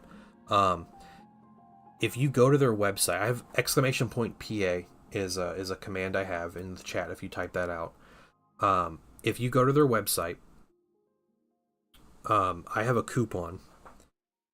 It's 5% off everything, which doesn't sound like much, but you can use it as many times as you want. If you use and abuse their bundle, so you pick 8 individual colors, you get a bundle price. Then you get the 5% off after that. What you'll realize about Pro Acryl, if you just start off using them, their bottle price, individual bottle price, is a little cheaper than Citadel, if just comparing one bottle to another. But you do have to pay shipping from their website. But a bottle of Pro Acryl is about twice as much paint as a bottle of Citadel. Citadel paint is 12 milliliters. Pro Acryl is 22 milliliters. So you're already getting good value there. Another thing about their paint, they come in dropper bottles, which alone is just outright better than Citadel and their little flip top bottles. They're like, you have to pull paint out of it. Their paint's a better consistency. You can paint from it straight from the bottle, unlike Citadel where you need to thin it or it is bad. And they already come with like agitators in them, which are little glass beads that when you shake the bottles, you can listen here. You can hear that little glass bead in there. That's a thicker paint. Here you go. You can hear how thin that paint is, but that agitator helps mix the paint easily. So better designed bottles, more paint for less money. You get more discounts. The paint is so much better. Before I was ever an affiliate, before I had any connection to Monument Hobbies, I bought some of their paint on a recommendation. I tried it for one day and was so blown away I sold all my Citadel paint. I was just done. I was done with Citadel. I was like, nope, I don't need it. There's one Citadel color I use, and like normal acrylic, and I use like their contrast and sometimes their washes, and that's about it. Yeah, you pick out 8 colors, and what you can do is you want to collect some models. You think of a set of minis, or a color scheme you want to paint. If you want Necrons, you might want some metallics or a turquoise color, or just some crazy stuff like that. Go pick out those 8 colors. Go find 8 colors you want. Pick them out. Order them if you want to get a if you want to bundle it and get like maximize your shipping amount and everything. Like, I think they just do flat rate shipping no matter what you order. Just get more, but it's good stuff. They also sell brushes. They sell pretty good brushes. I think they make them in-house, their own brushes. Yeah, and the company's in the US. It's in Phoenix, based out of Phoenix. I don't know if you're close to Phoenix. You said it's always 110 degrees where you are, so I assume you're like southwest US. Oh, just go to their headquarters and buy stuff. They're in Phoenix. There you go, dude. I knew it. I knew you lived in Phoenix. Yeah, talk about Monument Hobbies, yeah. Yeah, you can just go into their headquarters and buy paint from them. And you can, like, probably meet people there. I think they have, like, 15 employees. They seem like a really cool company. And they stream on Twitch and everything, too. So, like, they do all that. Yeah, see? Spill Paint Pot knows what's up. Okay. Then you don't have to pay shipping. Just tell them that the painting dad sent you. That's all I ask. Just mention my name to them. I don't think they'll give me any money for it, but I just want them to know that I exist, you know. They need reminded. That's all.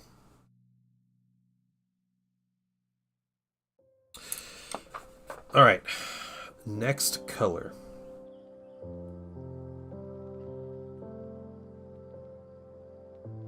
Yeah, they might have their address on the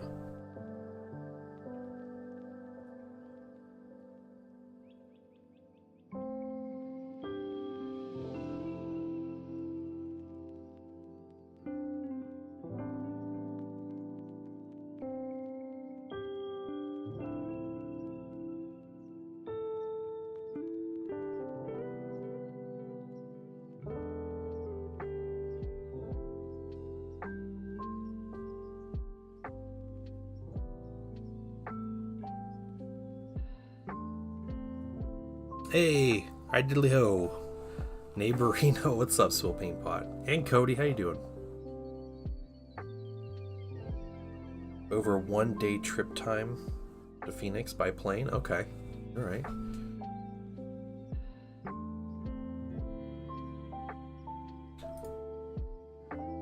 Yeah, let's see, where's their HQ? It's on North 3rd Street. I'm looking it up. Phoenix. Like right in the middle of Phoenix.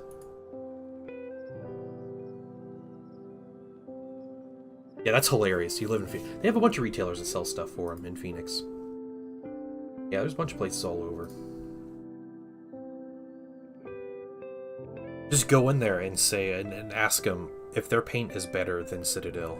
And see what they say. Every company's gonna say their paint's better, but alright. Do I do the gold or do I do something else first? I think do some of these beaks first. Beaks and horns.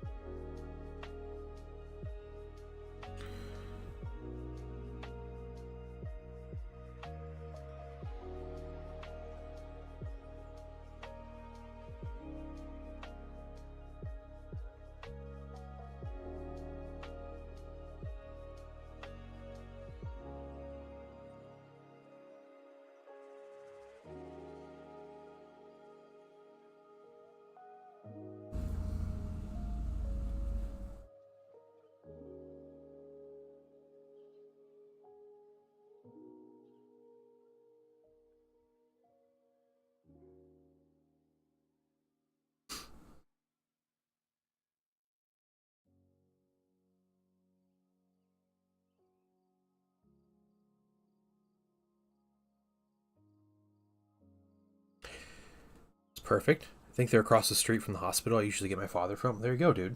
Dang. What are the odds, you know?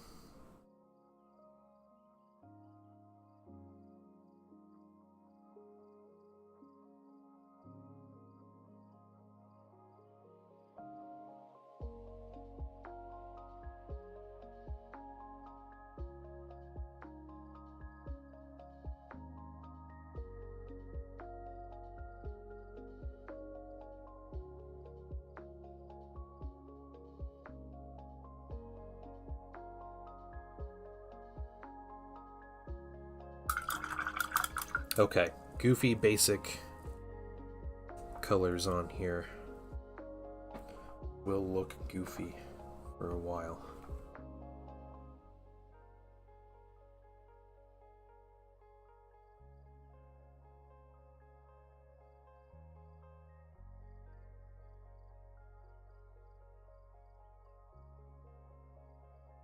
Forgot to paint his shield blue.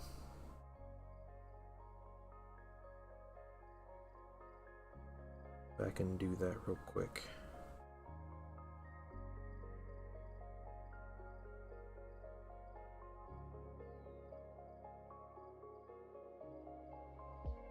Shop near me sells them too, which is odd.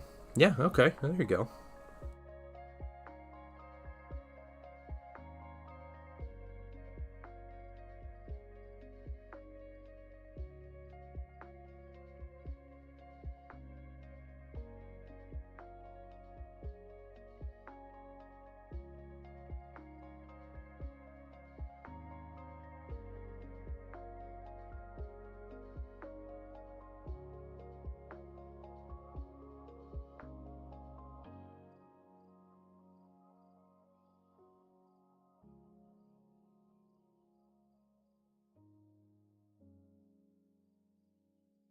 You have to report back to us and let us know how it all goes, because I'm curious now. I'm invested, fully invested into this. Emotionally, I mean, not financially or anything, but...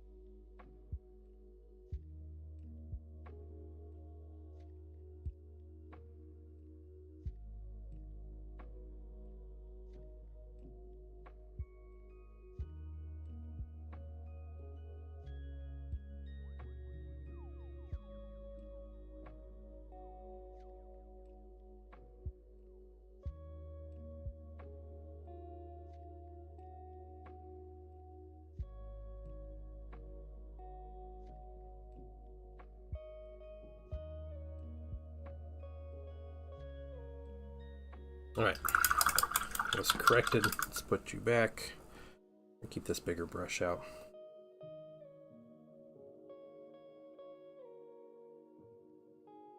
More of this caramel brown.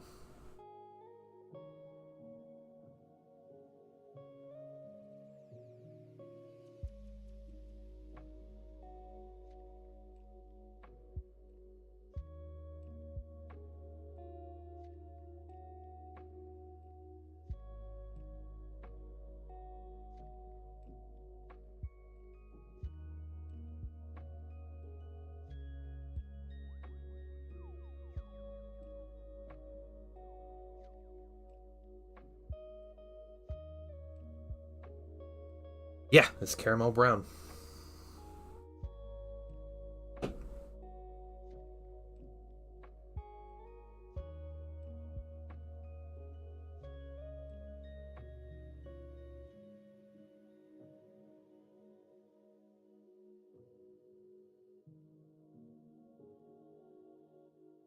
I'll say this color is very similar to golden brown,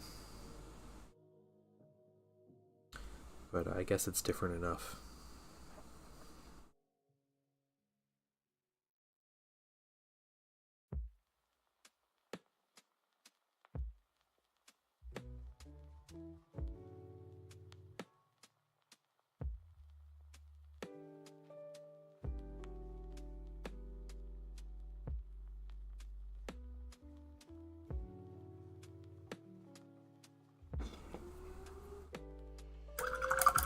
Just woke up, feels good. No, sorry about that.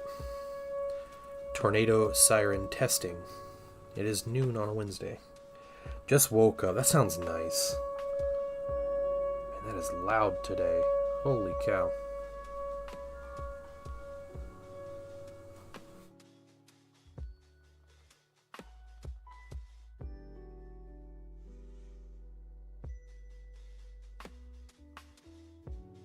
Two days of 4 hours sleep, you got 11. Nice.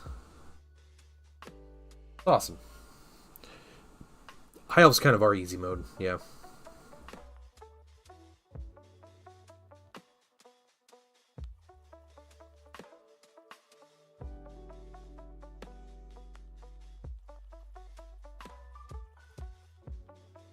I think that was by far my easiest campaign. I'm gonna try the. You can only have one campaign going at a time. So we started one with my son last night, and I can't like get rid of it to start a new one. One sec, guys. I'm gonna mute for a minute.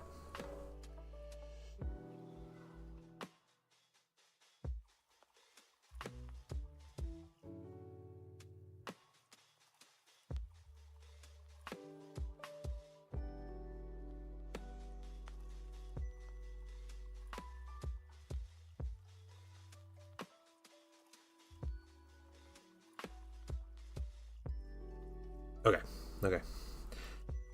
Die rollers rigged against the player like crazy. Really? You know, I've had some good moments. I can still hear it. Oh, no. Yeah. guess you live here. Yeah. uh,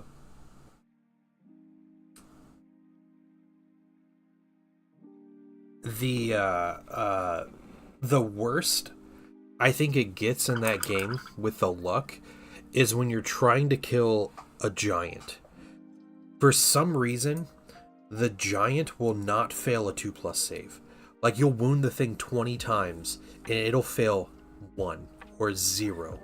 Like, that thing beats the odds so much. As soon as you shoot it with a cannon, though, it goes down real quick, but it's so frustrating to kill giants.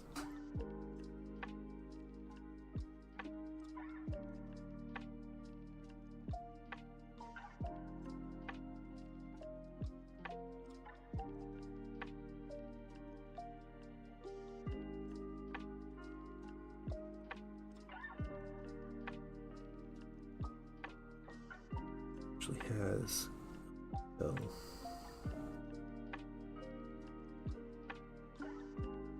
we're beat going 5 pluses and like the 3 pluses. Yeah. Wagon, it sounds like you need to get good, man. That's what it sounds like.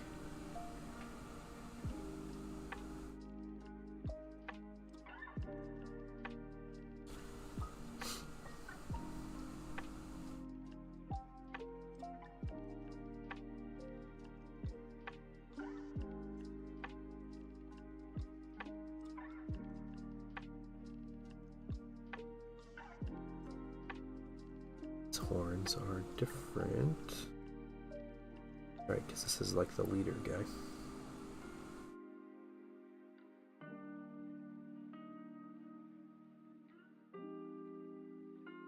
If I can get base colors and all the washes and everything down today, I could probably finish these tomorrow.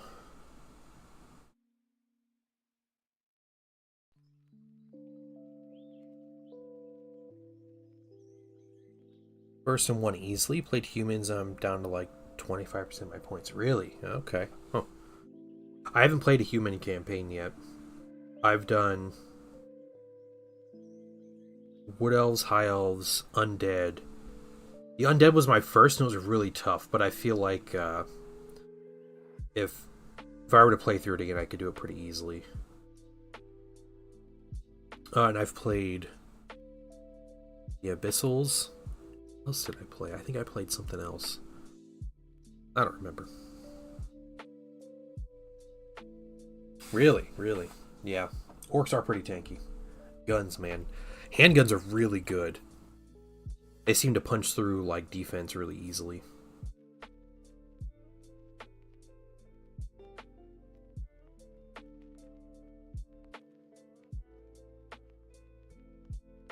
Or better yet, just spam cannons. Me and Zen were talking about this earlier. I played a game yesterday. I did a run as High Elves, where the first 2 like starting army choices it gave me were both bolt throwers, so I took them, and there were 2 times bolt throwers. So I played the game starting with 4 bolt throwers and a unit of archers for my sorcerer. By the end of the run, I had 6 bolt throwers that were all like crazy upgraded, and 2 units of archers and like a guy on a griffin, and that was it. Cannons are good, because cannons they auto hit, and once it's about getting them upgraded. Like, bolt throwers aren't amazing until you get them upgraded, but are mortars better? Okay.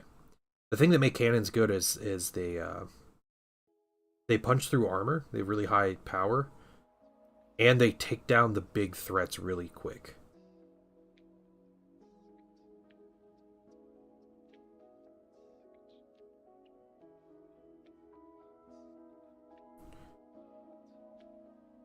That's what that was my whole bolt thrower strat, was any chariot or dragon or giant or whatever would just die in the first round. And then I could just pick apart everything else.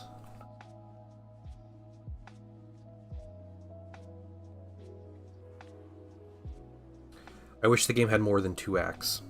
I wish you could continue your game further. I have too much fun building up my army and then it just goes away.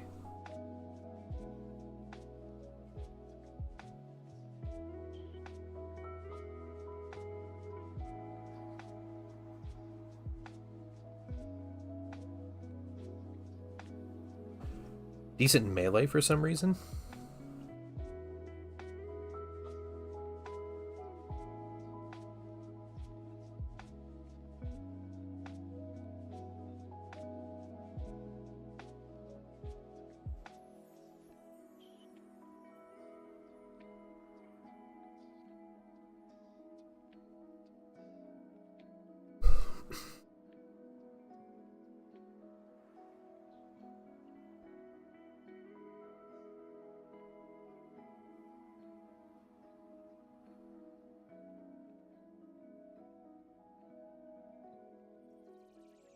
I think artillery just having 5 wounds is really good.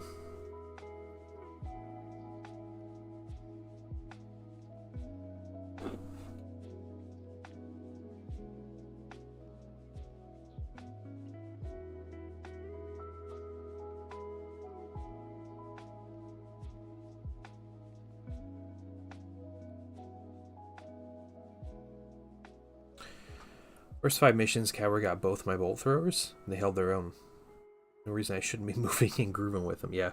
Yeah, and you can move and shoot everything, so...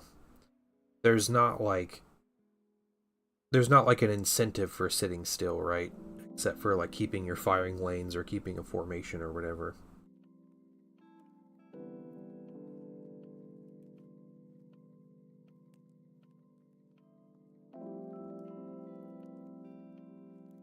Fast Cav is really fun with that. Being able to shoot and then just move into the flank so the enemy can't charge you. But you gotta do it after the enemy already activated that turn, so... I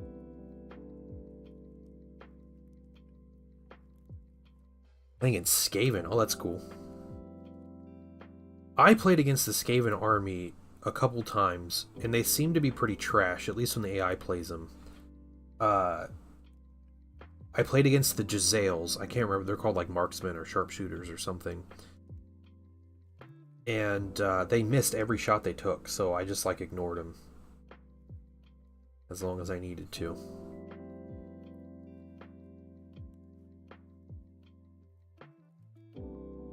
And the alphas were the biggest threat, but they also go down pretty quick, so they're just trolls.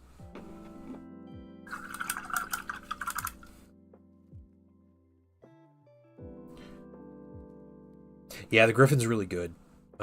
Yeah, just being able, especially against the AI, because the AI doesn't know how to handle things being in the flank.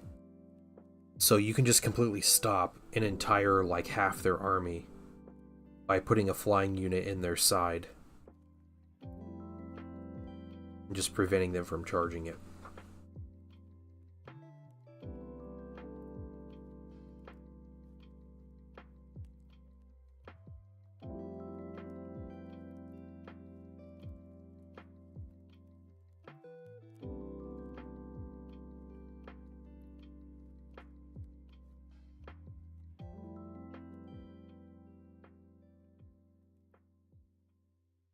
Have either of you guys tried the higher difficulties yet? The higher challenge levels? I haven't yet. I figured I'd run through it once with each faction and then see how I felt.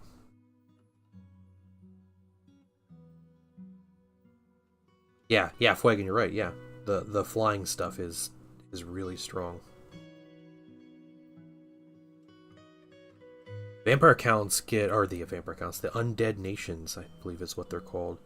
They get bats, which are really terrible in pretty much every respect, but they can fly. So you just fly over and mess with the enemy as soon as they like look at your bats wrong. Inky, what's going on? These are Tzaangors. They are beastmen that are actually part of the Thousand Sons faction in 40k. I believe they're part of whatever the Tzeentch faction is too in Age of Sigmar. Yeah, they are Tzeentch flavored beastmen.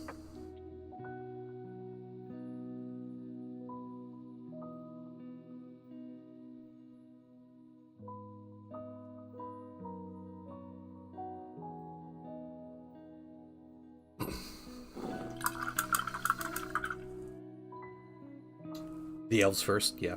I had a lot of fun with my wood elves. The wood elves, I think, were a whole bunch of fun. They don't get artillery though, which is rough. And I haven't tried any of the actual tree units, but you can still use the Disciples of Tzeentch in 40k. That's true. Yeah, you can use, but the Tzeentch demons don't get Tzaangors, right?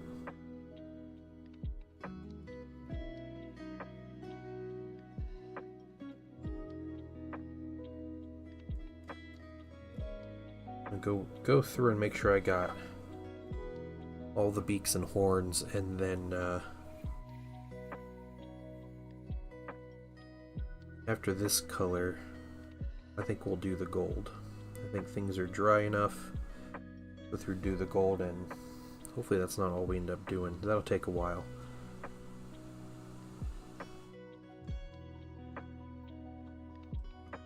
Yeah, the AI sucks with them, but yeah, I think getting them on the charge and everything is where it's at. Like, you have to charge with the cherry to make them useful, but they're like really good flank chargers. Sure if it's part of the, yeah. There isn't a Tzeentch specific codex in 40k Oberion. There is a Demons of Chaos codex, and then there's a Thousand Sons codex, which is a Tzeentch themed Space Marine codex. And the Thousand Sons codex has the Tzaangors. So I guess you could technically ally in Tzaangors with Demons of Tzeentch, but that's not like they're not like in an army together.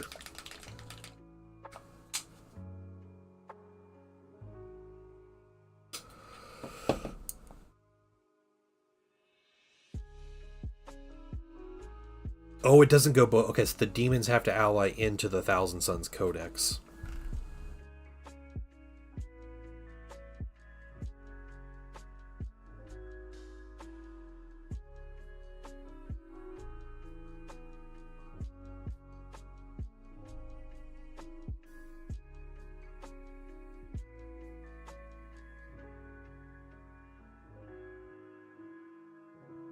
That's right. Allies are not a thing in 10th edition.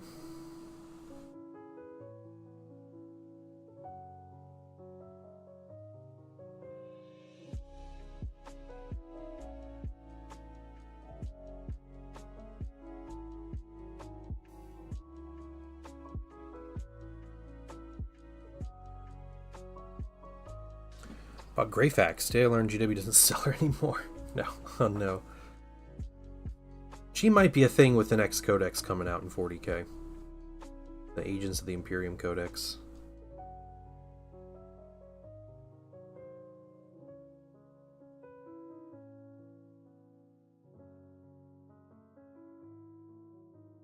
The Knights can ally into demons. Okay.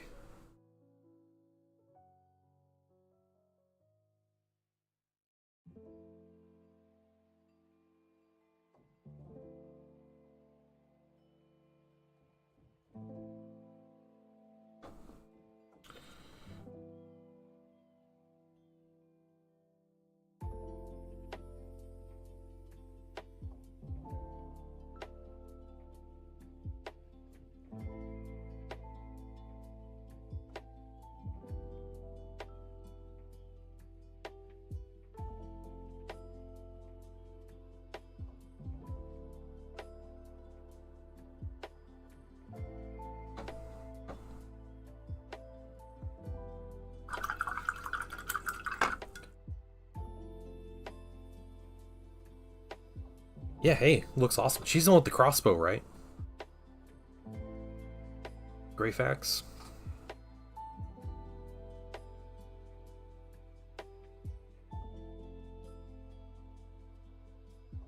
It's never loot before. I mean, extra 20 gold. Man, I almost always loot.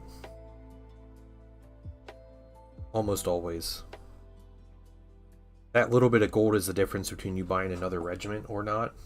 Like that to me is way more important than like getting an extra 3 soldiers. Like if I can manage the battle without the full army, then I don't need the full army.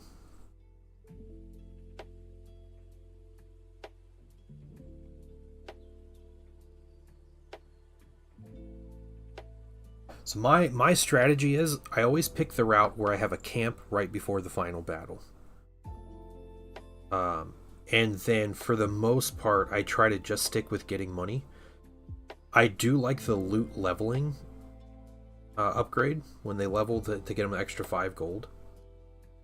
Because when you go to like that final armory with 600 gold or something, like it is a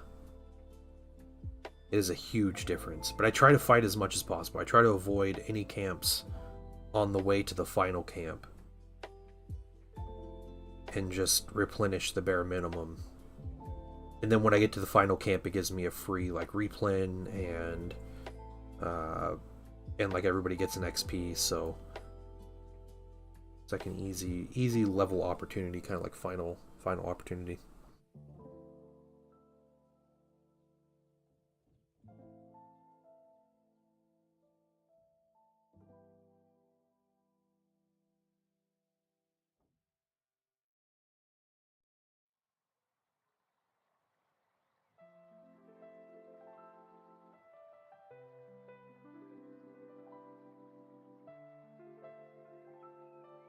So like my bolt thrower playthrough, I would get the upgrades of, +1 skill, +1 attack, reroll ones. But once I got those up pretty well, I'd get the +5 loot. Because no matter what, like those bolt throwers were going to survive and like not take damage. Like that was the way to play them. So he just kind of has an upper beak.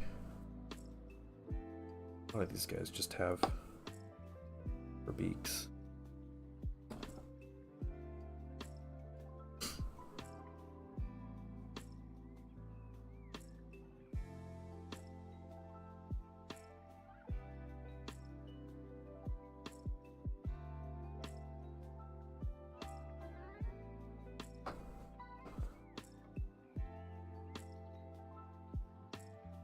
Beak.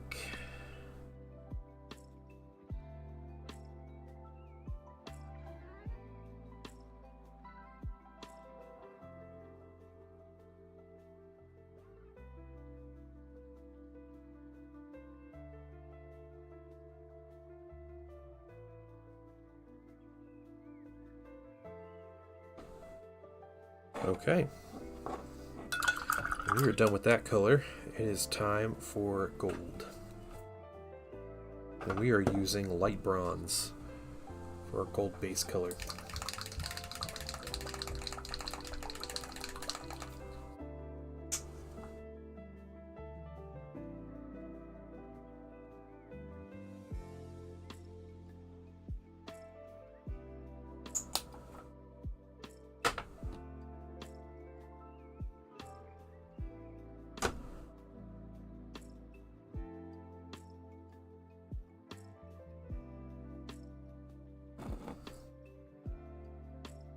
Start by getting these handles, weapons, carefully.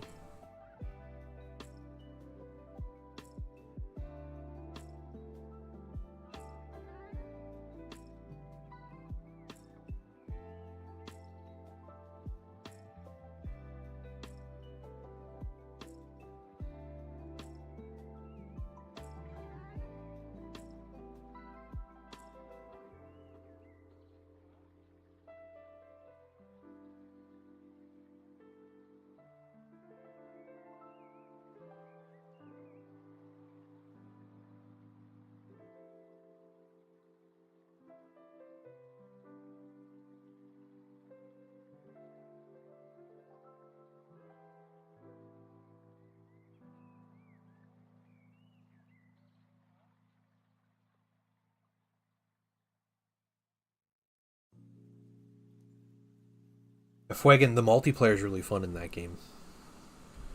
We played a couple games last night. It's so quick and like simple.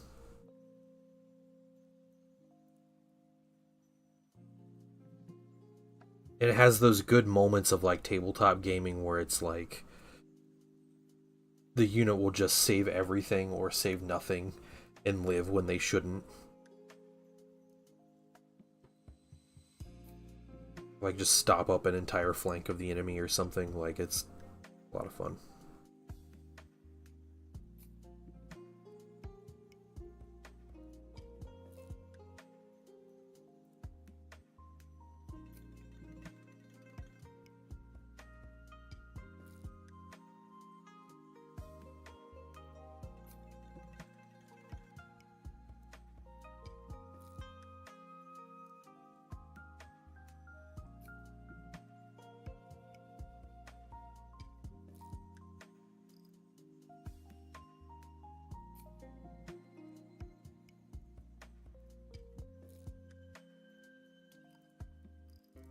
Okay, we're just going for the weapons first, so we'll get all these big chunky pieces out of the way.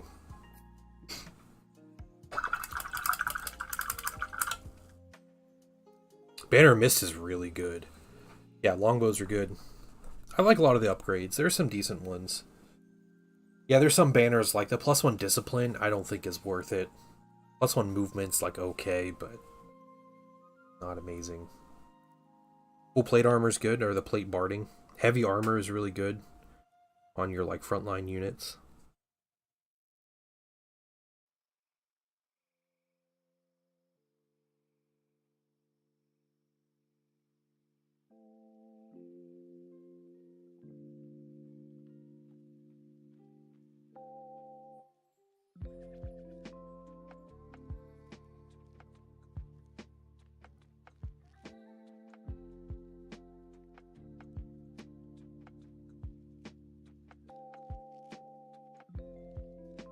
The Fuegan, the Chaos Warriors, basically the Warriors of Chaos faction, they have a veterancy upgrade when your unit levels. It's called Demonic Gifts, and it adds 1, and all the units have this in the army. It adds 1 to a random stat. So it could be something trash like +1 discipline, or you could get it on a unit of like warriors where it gives them +1 wound. It's the most fun upgrade in the game.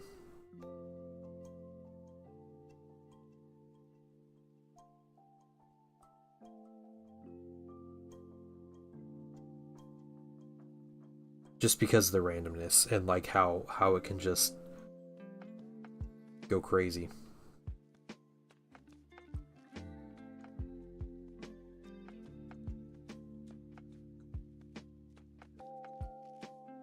Hey, Star Laser, how you doing? Yeah, it's fine for campaign. Yeah, it's cool to like supercharge your units like that, right? Like that's the whole point of the campaign and like leveling up your units.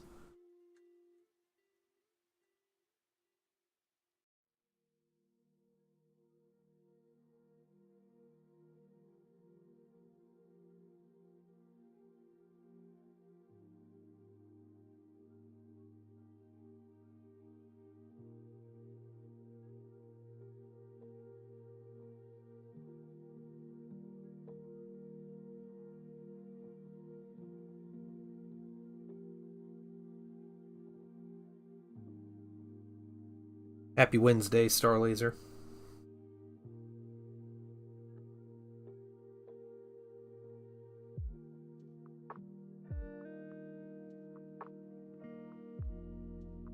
Yeah, woohoo, Wednesday.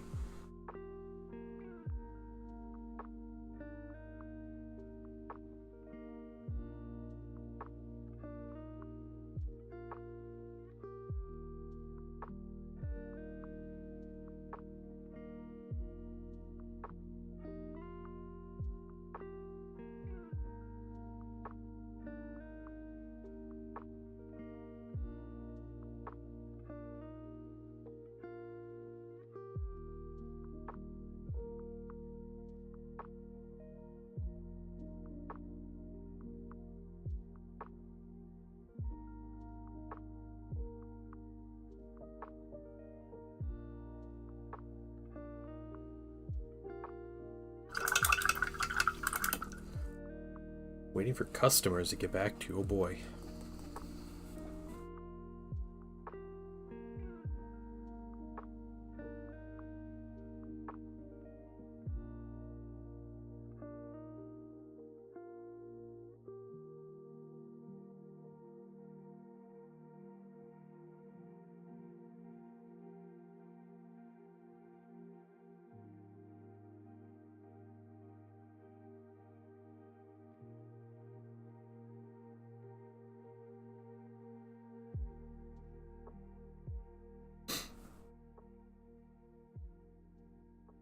Print and ship orders on... Is that Mini Wargaming Forge?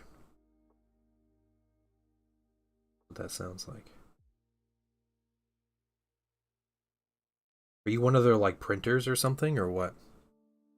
Monday, Wednesday, Friday, not Mini Wargaming Forge. That makes sense. Okay. That'd be cool.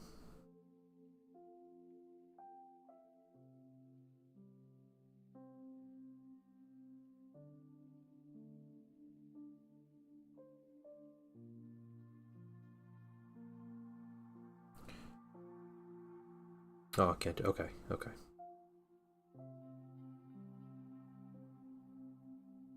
I just completely misinterpreted the your entire statement.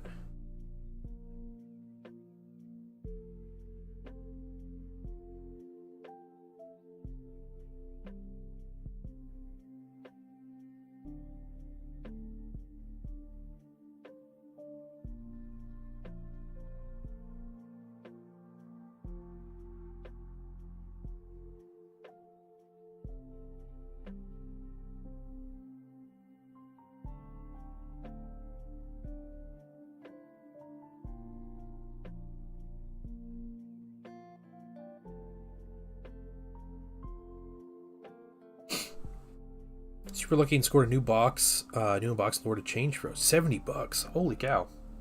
That's awesome.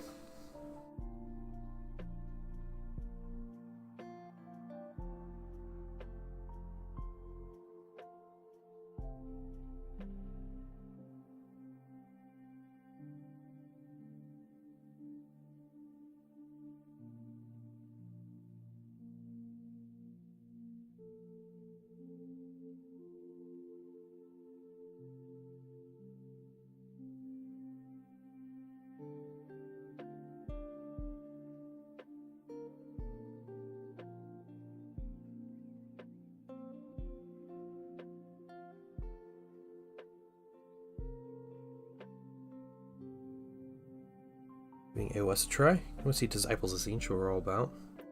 Because you pretty much have an AOS army, right? Those demon players.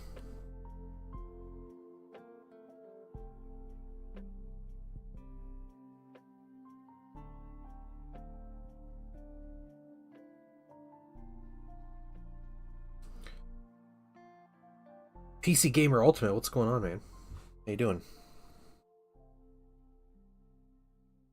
Yeah, apparently AOS armies got way smaller too with 4th edition, right? That's what some people were saying.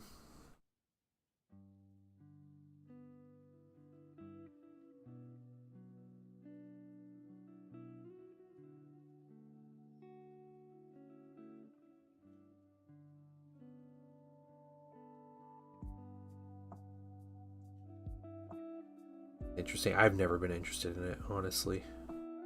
I watched battle reports and tried to get into it, and I just never could. It never seemed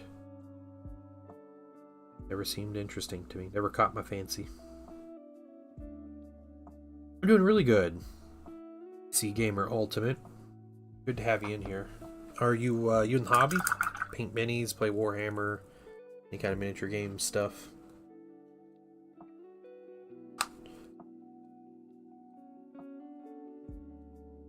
Or it was summon heavy. Okay. Battle report. It just get bored and tune out. Yeah, yeah. Bet how I am.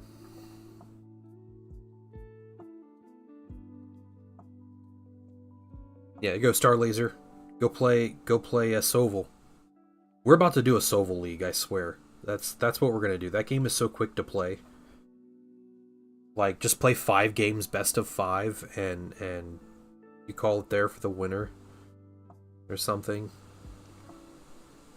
It is a free game on Steam, and the only way to describe it's SOVL Fantasy Battles, I think, or Fantasy Warfare. It is Warhammer Fantasy, but in a simple PC game with a roguelike element and a campaign. Very simple campaigns because it's has like the roguelike stuff, but yeah.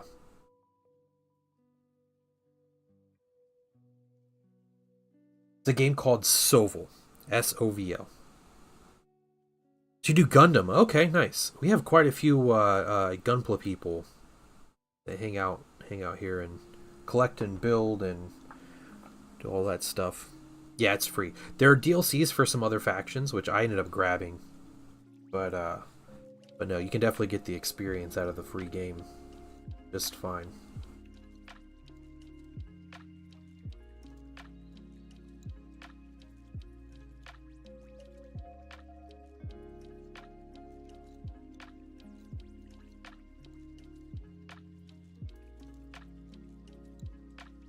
It's very bare bones, but it's 100% rank and flank D6 Warhammer. With Warhammer factions just slightly named differently.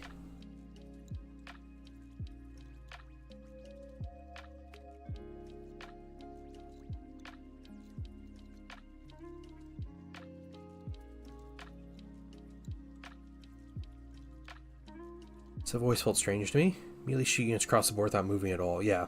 A lot of fun with Fantasy 18 years ago. Just walking into open fields seems so weird, yeah.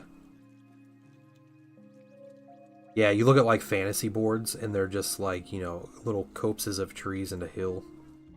Like that's the whole board. It's strange.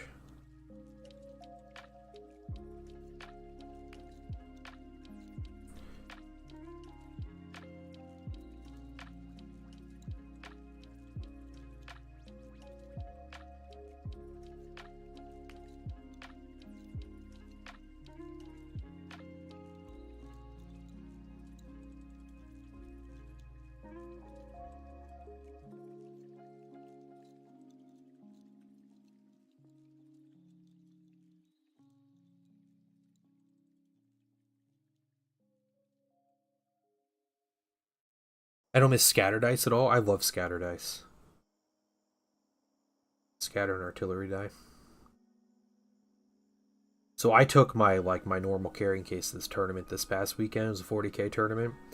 And I made sure I said the joke to all 3 of my opponents on Saturday, which was, I pulled out a scatter die. I was like, do we need a scatter die for this battle? Haha, haha, every time. That was my joke. Yeah, the old hammer guy that does the old 40k battle reports. I'll still occasionally read through my old White Dwarf magazines. Back when it was like a good magazine, they had like interesting battle reports and stuff. The Warhammer fantasy ones are definitely more interesting reads. Just because like things are more up in the air, after turn 1 sometimes. It's very rare that the game seems like, there's not like big units blowing up turn 1 or anything like that, so.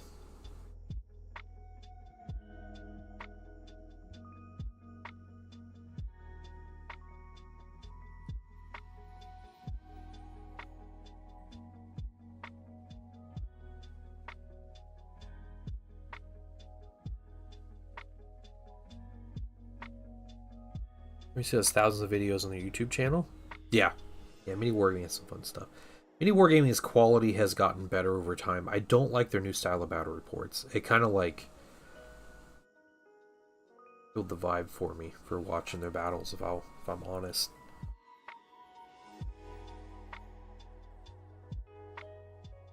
I like the old handheld camera style. Yeah, they were. I didn't watch them for a long time because they always got rules wrong. And like weird, like blatant, like mistaking rules would like kind of kill the battle report for me. so I had trouble watching those.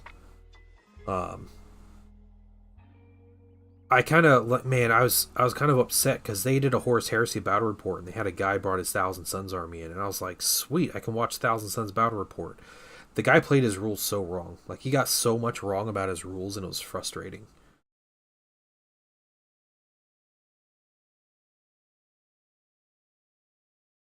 Like, he was really hurting himself. Yeah, I did see the Magnus toy. Yeah, the Joy toy, all the Thousand Suns stuff. The Magnus looks okay. He looks kind of goofy.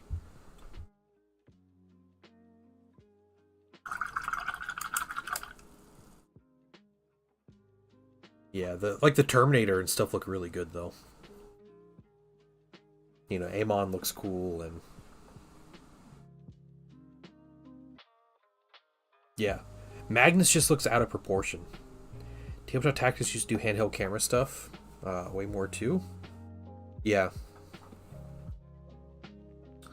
the best battle reports back in the day, Choch, back in like 5th edition, were Striking Scorpion 82, who still does battle reports like every week. But he's like one of the old battle report YouTubers. The thing about his battle reports though, they're like 2 hours long. But he would do in 5th edition, he'd do Apocalypse battle reports. And yeah, the Apocalypse reports were incredible. Because he would have 20,000 points of Imperial Guard against 20,000 points of Tyranids. And they'd all be like perfectly painted with like super cool terrain setups. And yeah, and I could just like listen to those videos for hours. Like him just going through these crazy battles. Minisodes does the old 2nd edition stuff.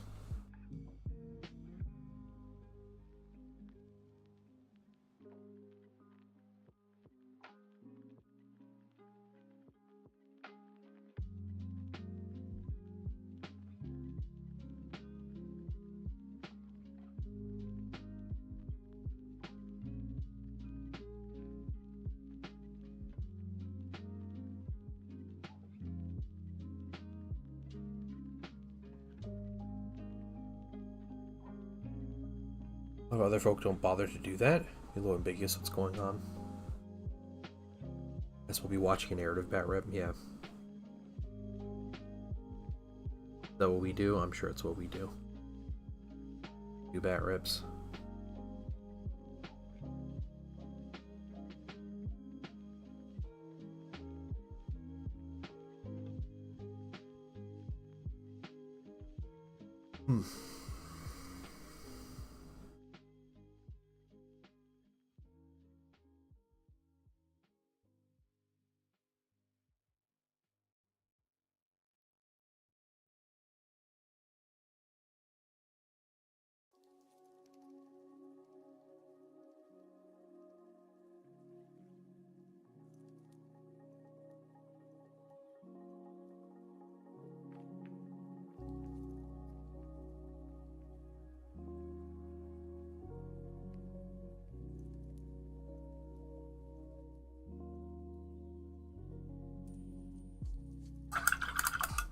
Okay, 2 more basic Tzaangors to get their weapons, and then we can move into the trim.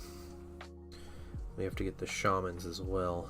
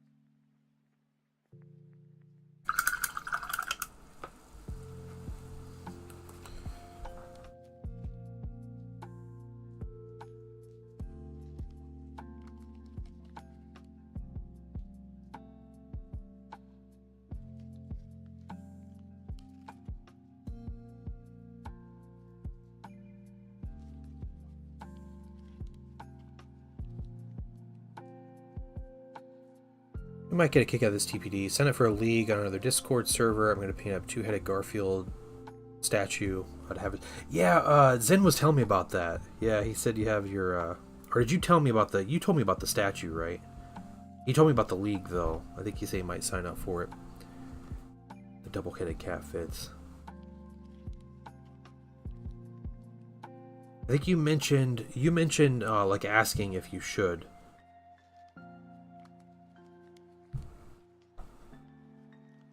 The other day, I think. That's fine. I get it. I'm the same way.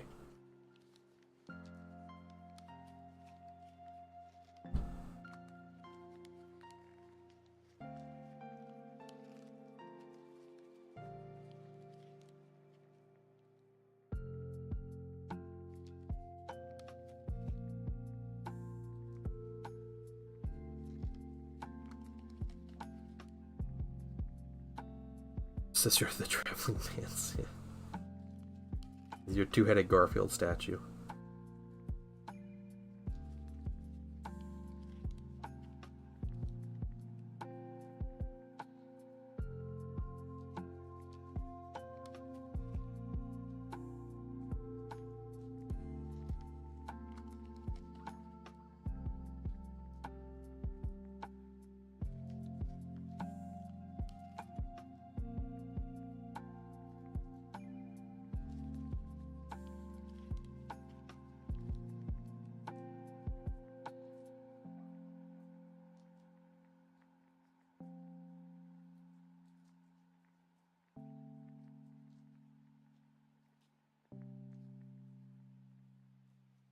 We're going to continue moving through this in stages.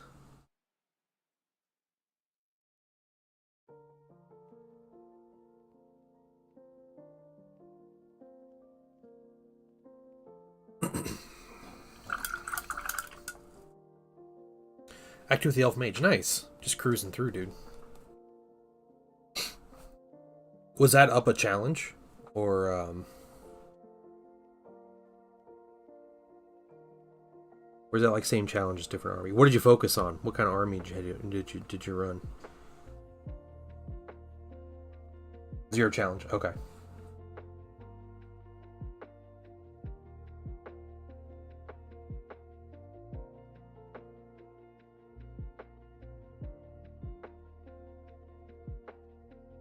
The way this guy holds his knife is really annoying.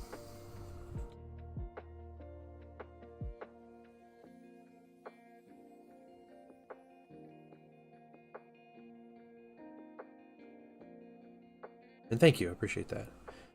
2 throwers, bad luck getting more throwers, but it worked. Okay, alright.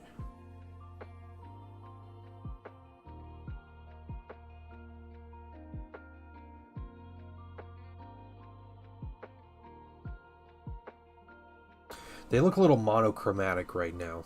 They have like a weird color palette going on, but once, you know, I have some whites and red colors to do on these guys, and some purples and everything, and they'll end up looking good.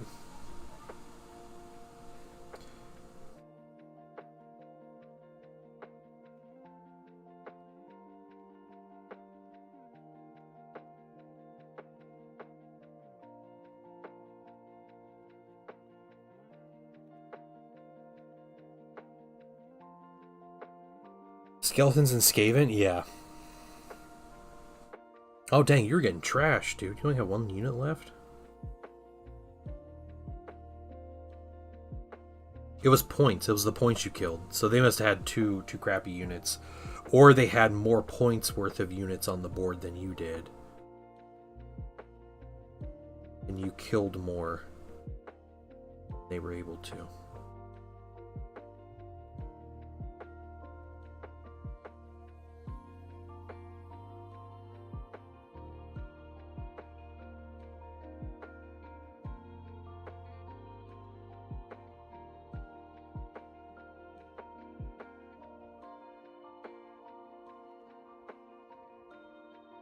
Because it's points killed, not points remaining, that matters.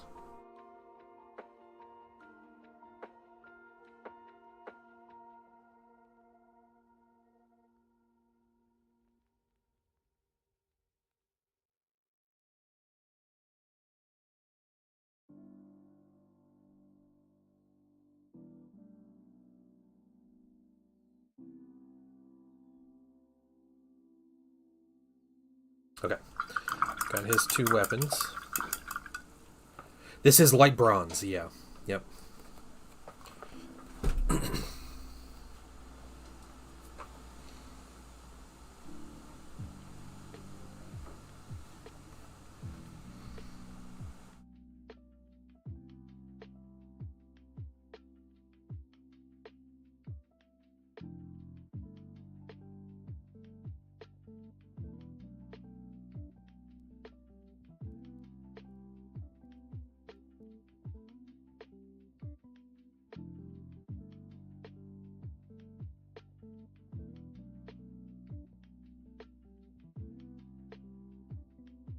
Great color. I think the coverage is fine. I don't have any issues with the coverage on this.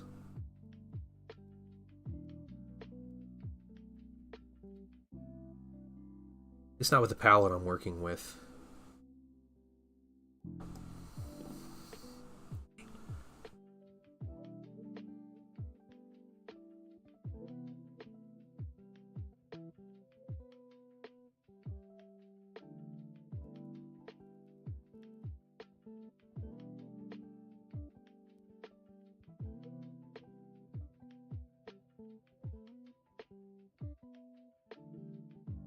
Or Agrax to wash it.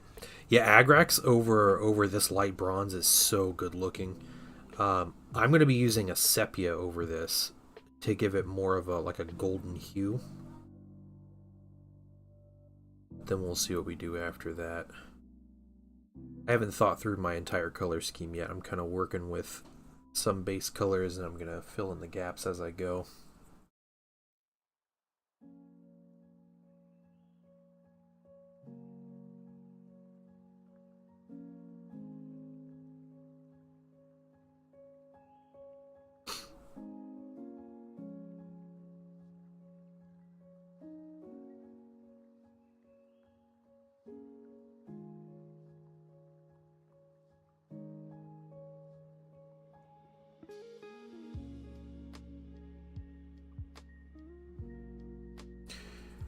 Grab lunch, alright.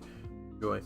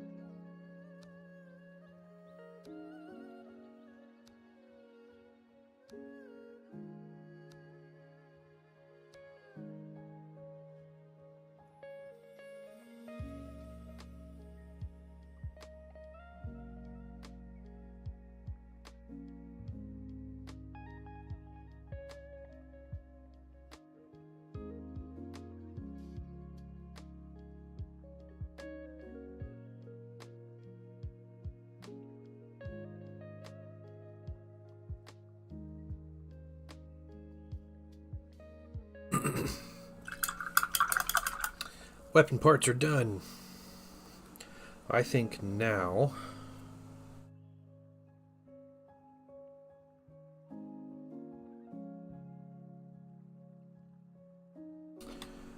what I have to do, I have to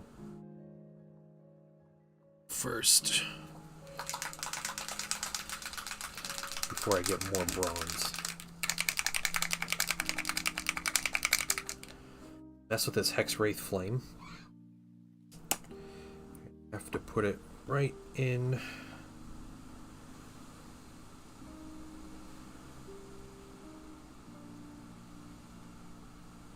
the middle of this for reasons. It's gonna make sense eventually.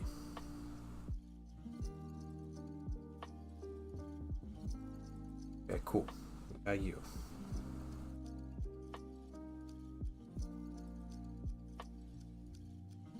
I was gonna do sub-assemblies, but these shamans, their feet come as part of the disc.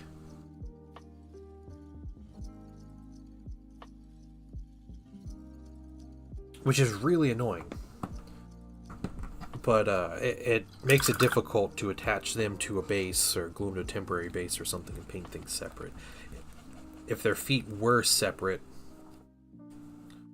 or were part of the actual shaman, then I would definitely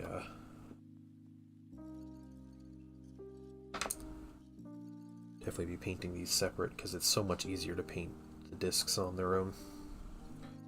Okay.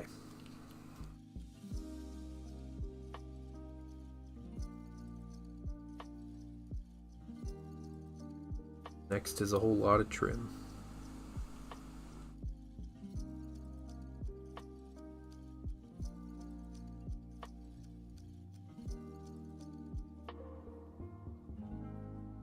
And these sculpts just fall apart when you get to like the outside of these, like the sides.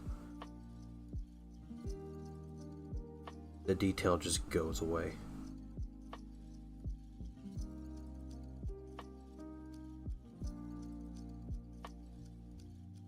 Yes, you do see Zinch. Tomahawk Warrior, how you doing?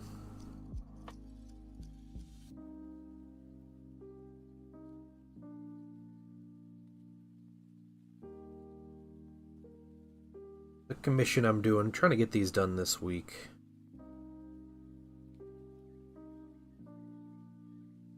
We are moving quick to get base colors on, and then maybe tomorrow we can finish everything up. I might get some work on them tonight as well.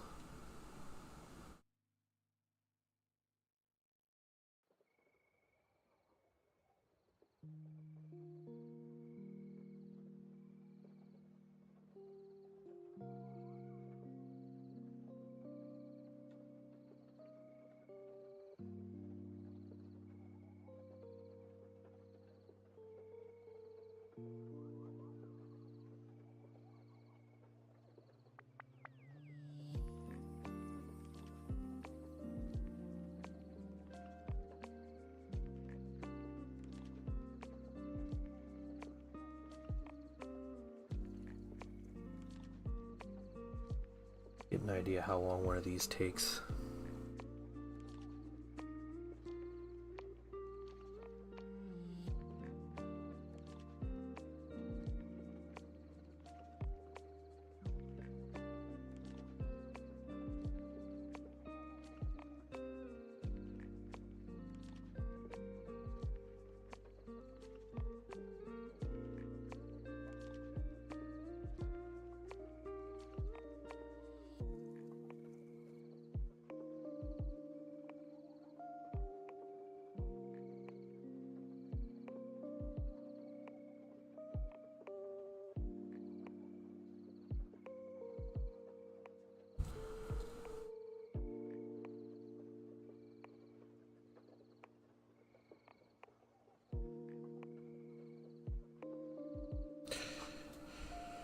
Some of those models were a pain to build.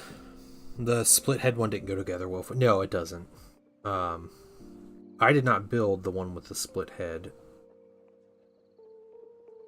Mainly because I don't think there's an actual option for it in the 40K, but 40K minis, but yeah.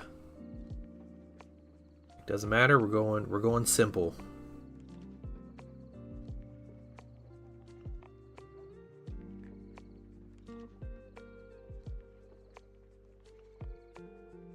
As far as I could understand, you could give them either Tzaangor blades or chain swords and pistols. Las pistols or something. And the Tzaangor blades are just anything other than the chain sword las pistol. So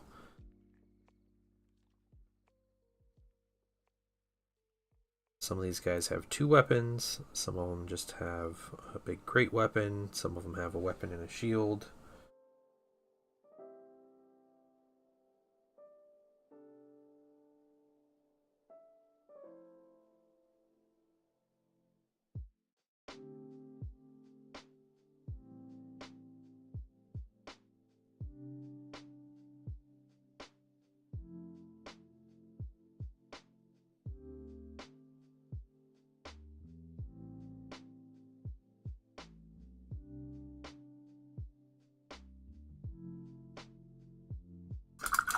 Right, wrists and helmet.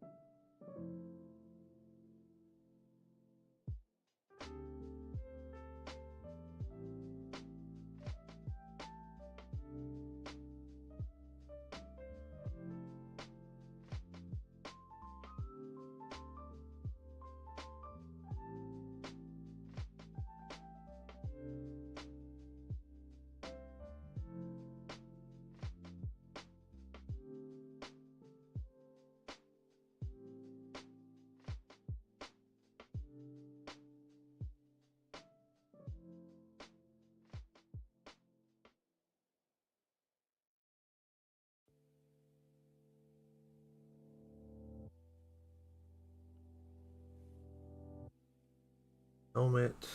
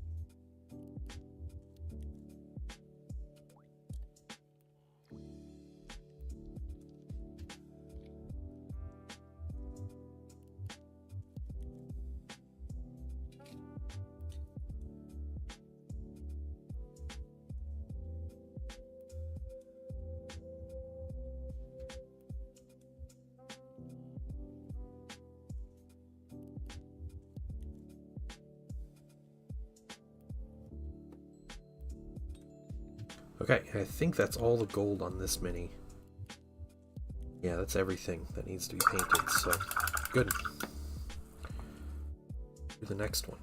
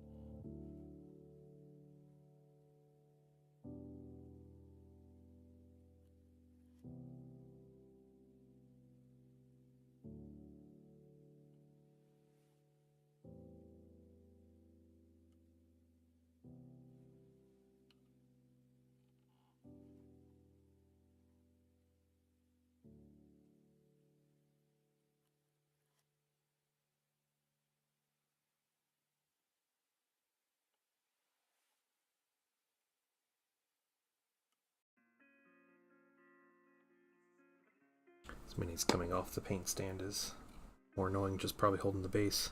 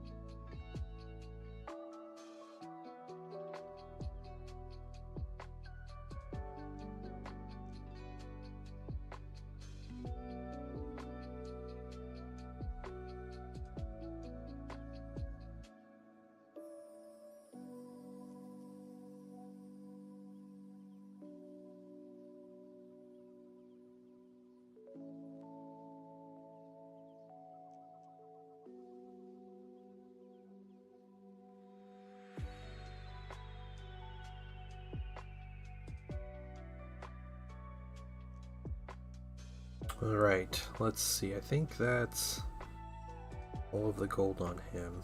Nope, I need a back piece here.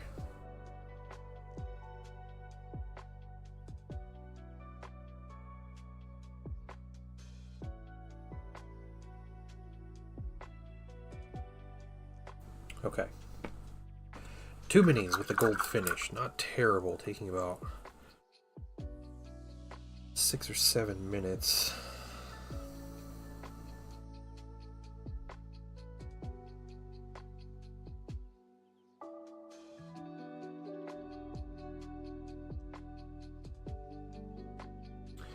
Get this right, we'll finish it just because we have the 2 shamans.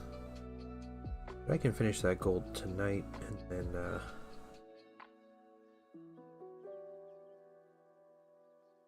come back tomorrow and get some of the other colors.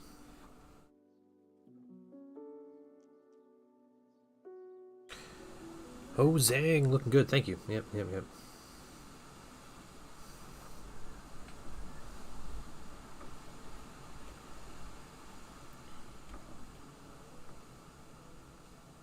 Getting super windy out. How are you doing, Scott Melville? Hope you've had a good day so far.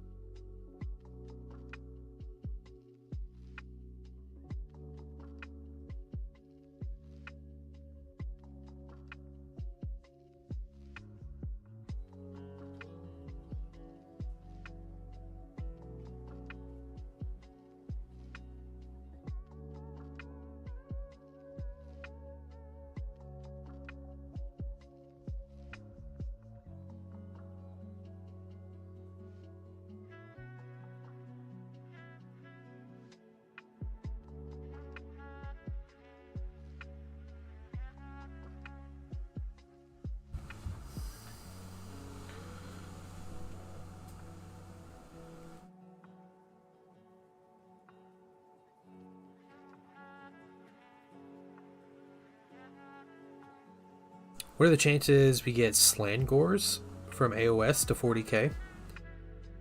I don't know. Does AOS have Tzaangors? I didn't realize that was a thing.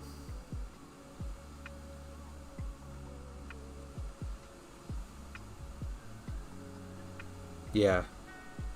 Because there's Pestigors, Corngors, Tzaangors, and Tzaangors.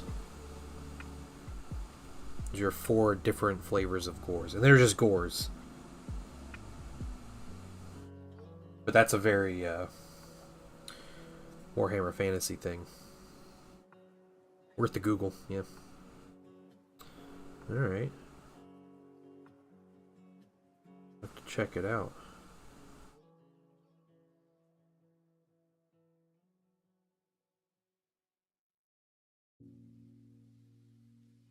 Just don't remember Tzaangors having actual minis. That's cool.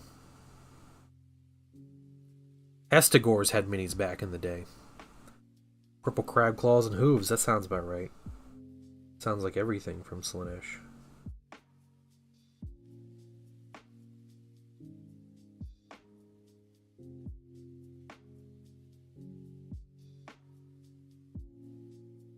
No head crest. Quick one.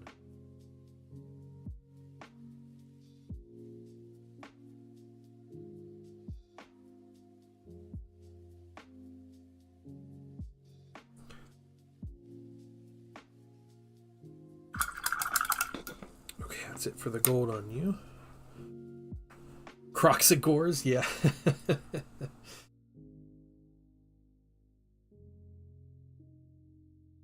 Alright, I gotta look this up.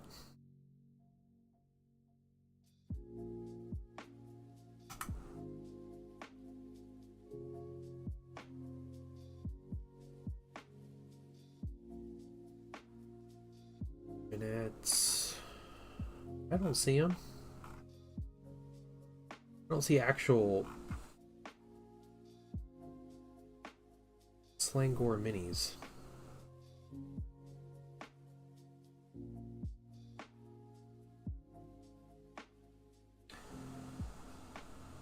They come in the Hedonites box, like the Vanguard box? Oh, they're like the big guys. They're like big. Oh, I see it. Okay, the Fiend Bloods. Oh, wow, those are huge. Okay. Dang. Oh, and they still have their like thigh-high boots. That's hilarious. So these to me, they don't scream like gore. They're like a minotaur, but with like Slanesh. The Japanese ankle warmers. Oh no.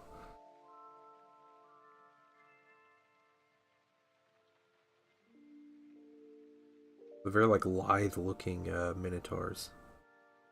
Interesting though. I did not realize that they actually had minis for Tzaangors.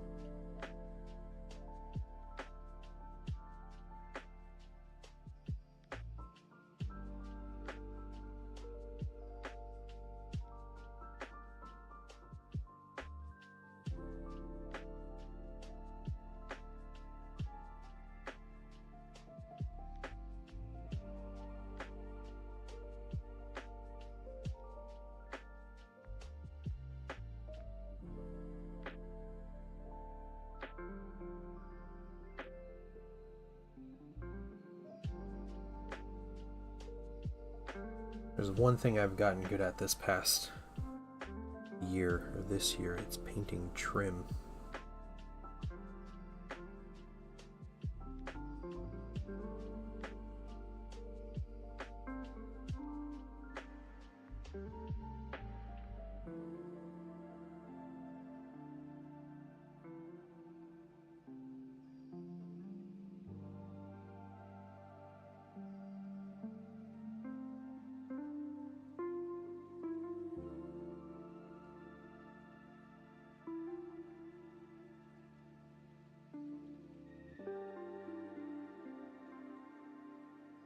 Just me, or is it weird that Tzaangors aren't playable in Chaos Demons?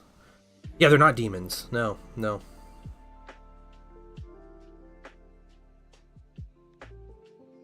Yeah, they're beastmen that are mutated by Tzeentch.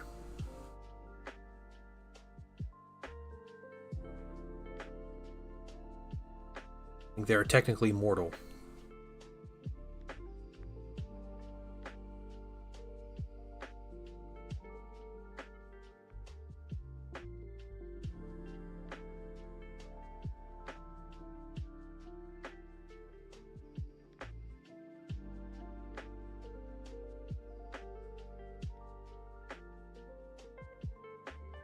If you go back to their origin in Warhammer Fantasy, you might be able to play them. Can you play them in like the Beasts of Chaos in Age of Sigmar? But they were there was the Beastmen army, which were like the goat people, were part of Chaos, and you could give them different marks of Chaos, you know, to change how they played in game. And so, you know, a mark of Tzeentch Beastman might get a blue hue and like grow a beak and everything, get more bird-like, more avian.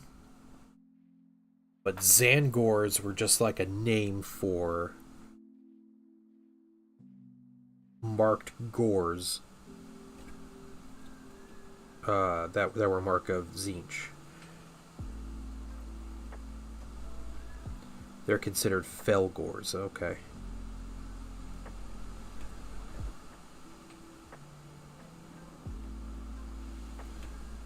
So yeah, then you had like Mark of Corngors were Corngors, and you had Pestigors, and you had Tzaangors. It was more just like a colloquial term for how you marked your gores when you built your army.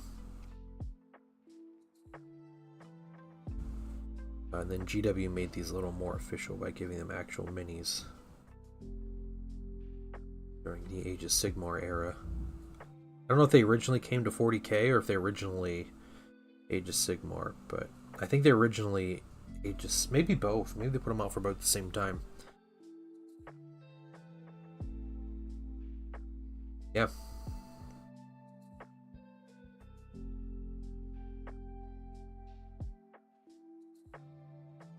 I believe Pestigors had models way back when. They actually had like metal miniatures to make them. They were like these pox-ridden, like decaying gores. They were really cool looking. It was old school Nurgle. It wasn't everything's bloated and happy or whatever. It was very much depressing and disturbing.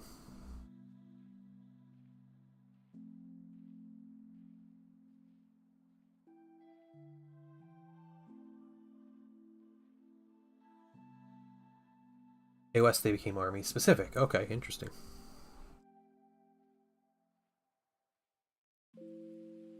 Wait, so Oberyn, they're actually in the old world? Or they're just gores in the old. I'll have to look that up. I'm just a little salty that Beastmen get an actual army release in the old world, and Vampire Counts and Skaven are both currently legends. It's weird to me, especially as far as popularity, because no one ever cared for Beastmen.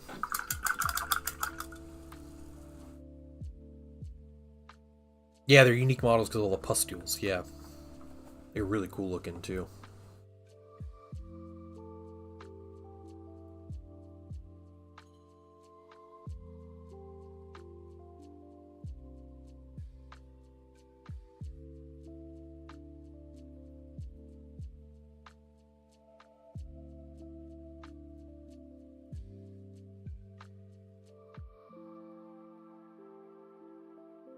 I still have the old Warhammer Fantasy as the Chaos Sorcerer of Tzeentch.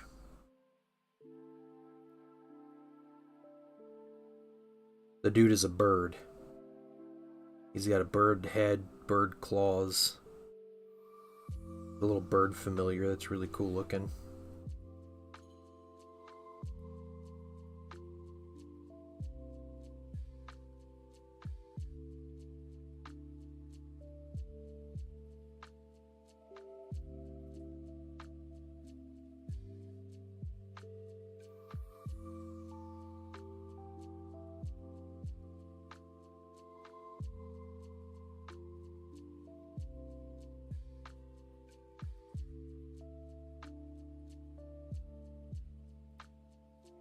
Fancy, they were Felgors. They're referred to as Slangors, Tzaangors to proclaim the mark. Okay, okay.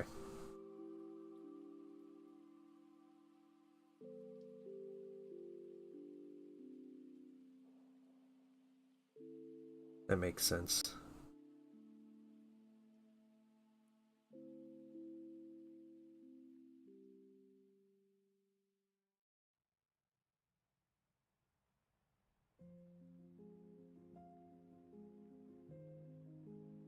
You know, Beastmen were one of my favorite armies to play in Total War Warhammer. It's like campaign-wise, tons of fun. Just ambush, speed, melee. A lot of fun to play in campaign.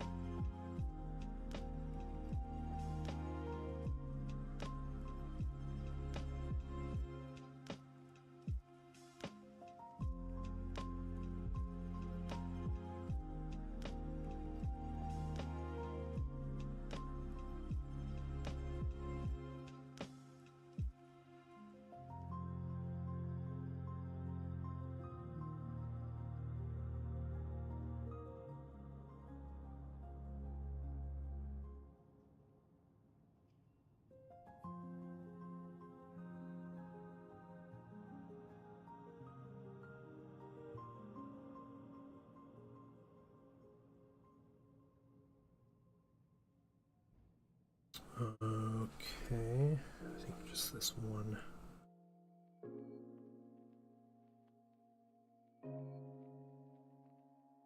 I'm right there. That should do it.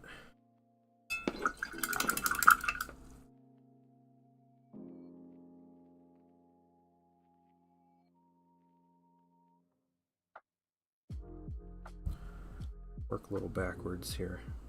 Do the hat first.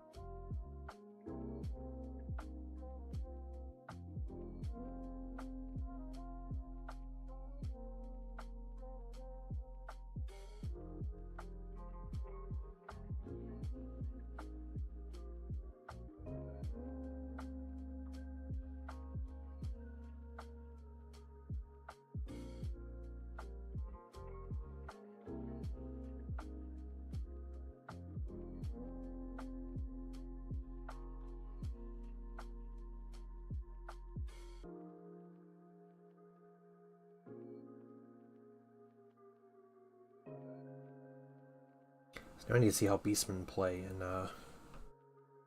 in Soval. I wonder if they can get the demonic gifts. That'd be cool.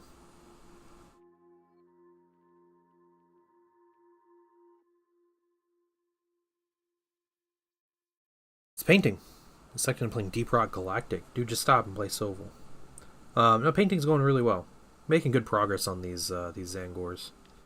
On number 6 of finishing up gold trim.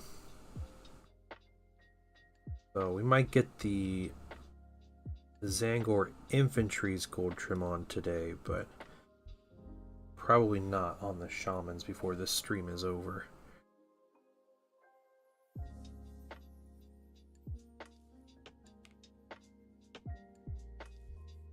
What would be to finish these and mail them out before the middle of next week.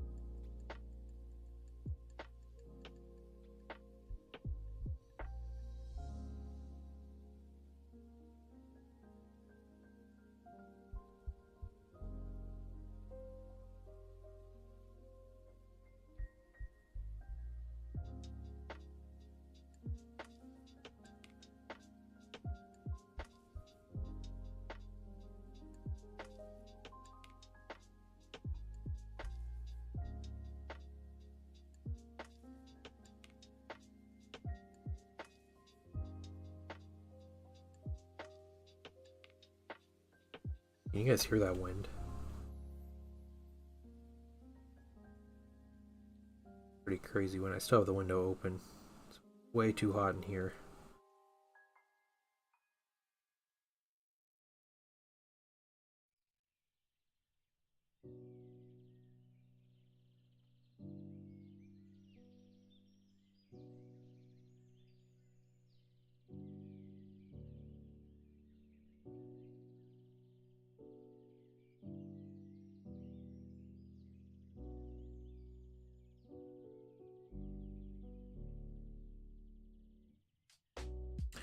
It'll be hot today? Oh, yeah. Sound is fine? Okay.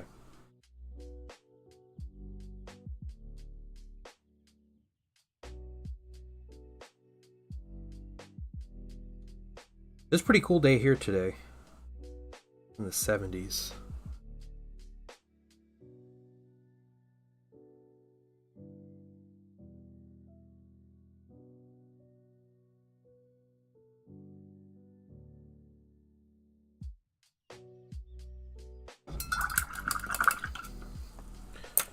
Okay, 6 down. Let's keep it going. Get this guy's horns real quick with a bigger brush.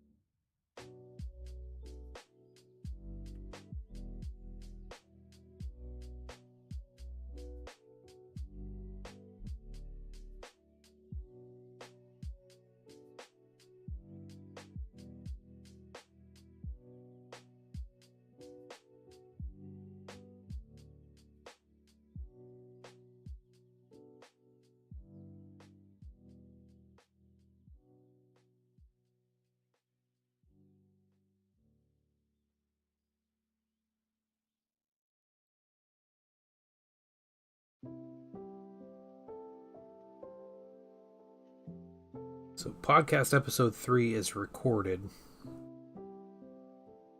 Just need to get it ready and out. Patreon members will see it early. Or get to listen early.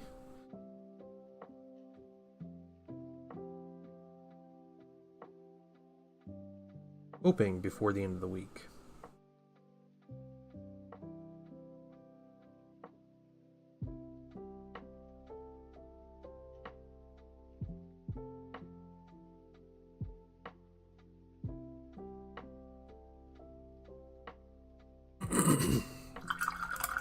Excuse me.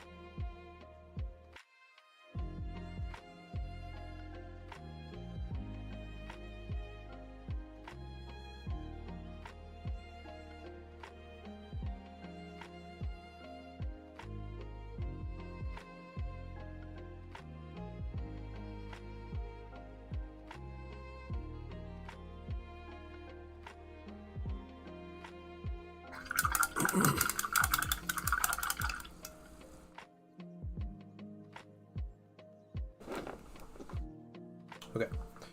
3 more infantry to go.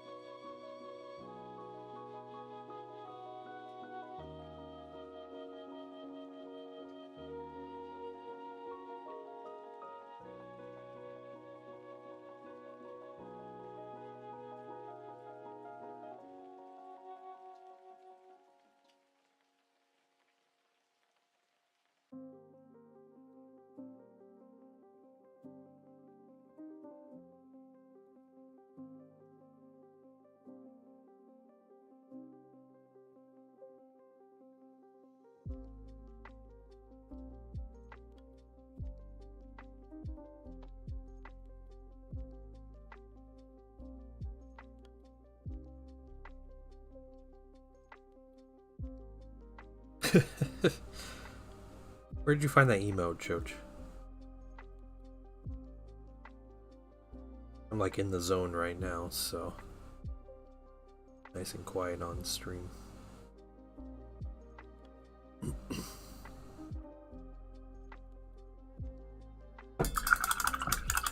It's one of the TwitchCon ones.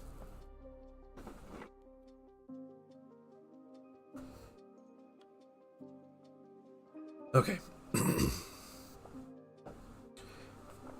2 more infantry. The shamans are going to take a while. Take way longer. Yeah, these infantry, because I have to get their discs.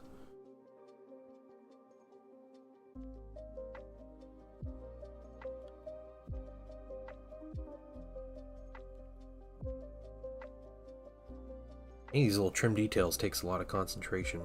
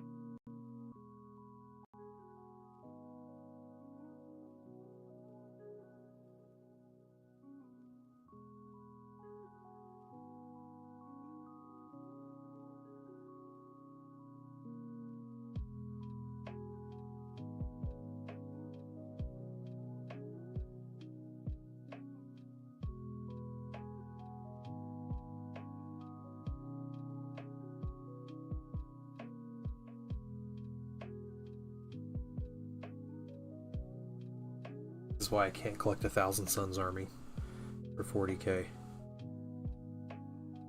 takes forever to paint anything. To be fair though, I've only spent like 3 hours on these Tzaangors.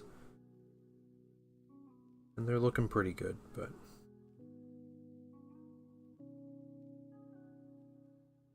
way too much. Much trim.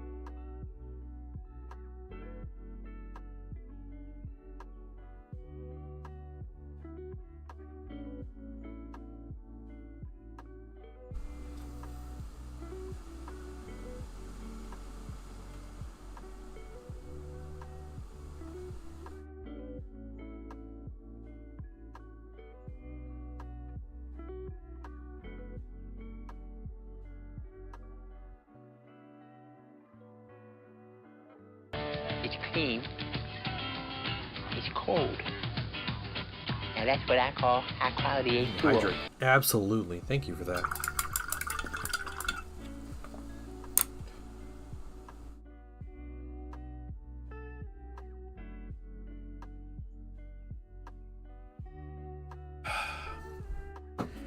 Have not been drinking near enough water today, so thank you.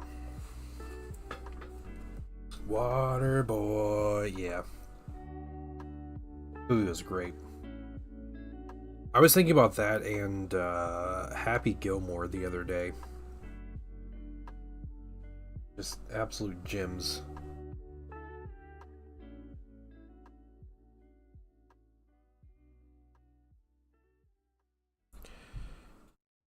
Yeah, Happy Gilmore is an amazing movie.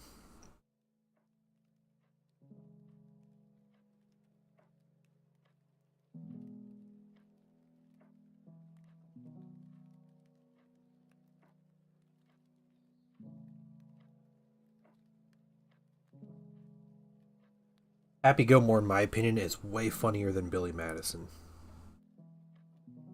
I could watch Happy Gilmore 100 times. I couldn't watch Billy Madison 100 times.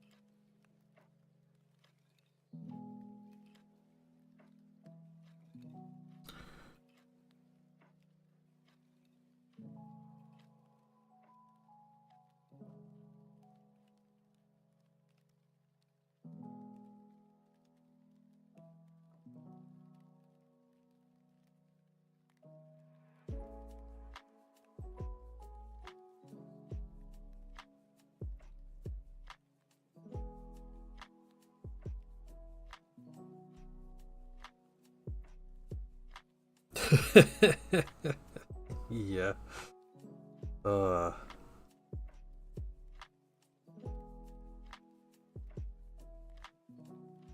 Rip Chubbs. Rest in peace.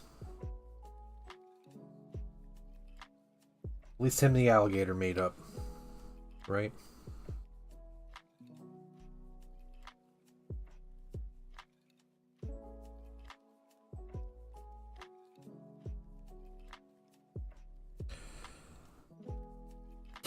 Yeah.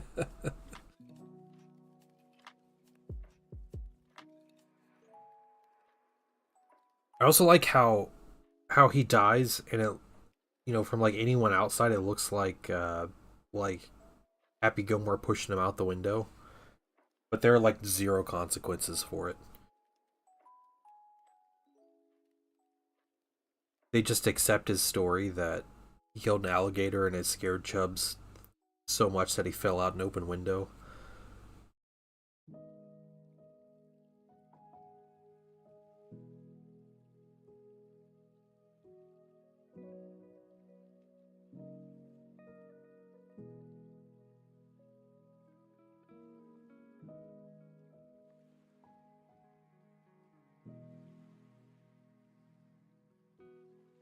I also wonder if when my son is old enough, if I show him Happy Gilmore, if it's gonna be funny. You know, like a lot of it. I just think of like the Bob Barker scene. Like, kids have no idea who Bob Barker is. Like, that's not a thing, right? Because it's been Drew Carey for so long. And what kid watches The Price is Right anymore anyway? It's like streaming is everywhere. Nobody watches network television. The violence is still funny, that's true. It's an old guy that beats up Happy Gilmore. So.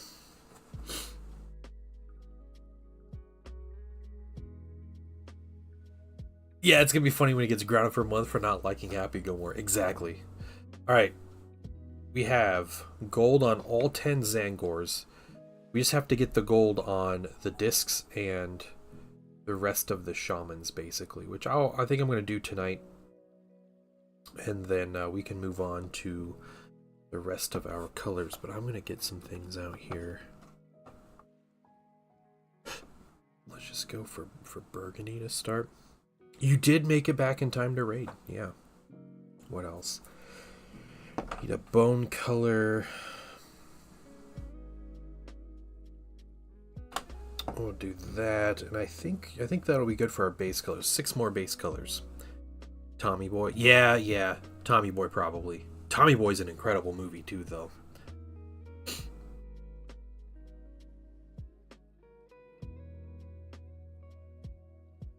All right, let's see.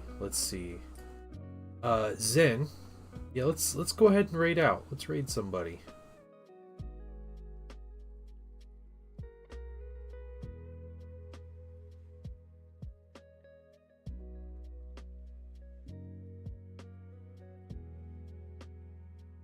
Where are we going? You let me know. Yeah, you guys have a wonderful day. Oh, excuse me, I'm tired. But I'm going to get some more painting done tonight.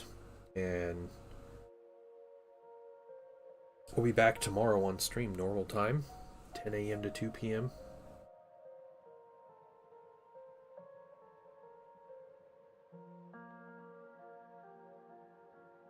Methystine. Yeah, she's painting Magnus. Yeah, I think that's only appropriate. Yeah, let's go raid Amethystine Art of War, guys. Let's do that. Just started too. Cool. Give her a follow, especially since she's painting Magnus. And we'll say hi, and then I will see you guys tomorrow around 10 a.m.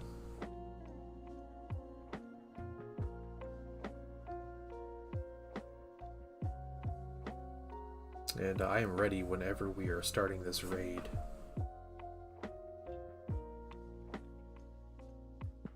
A bunch of Thousand Sun stuff today. Alright. Bye, everybody.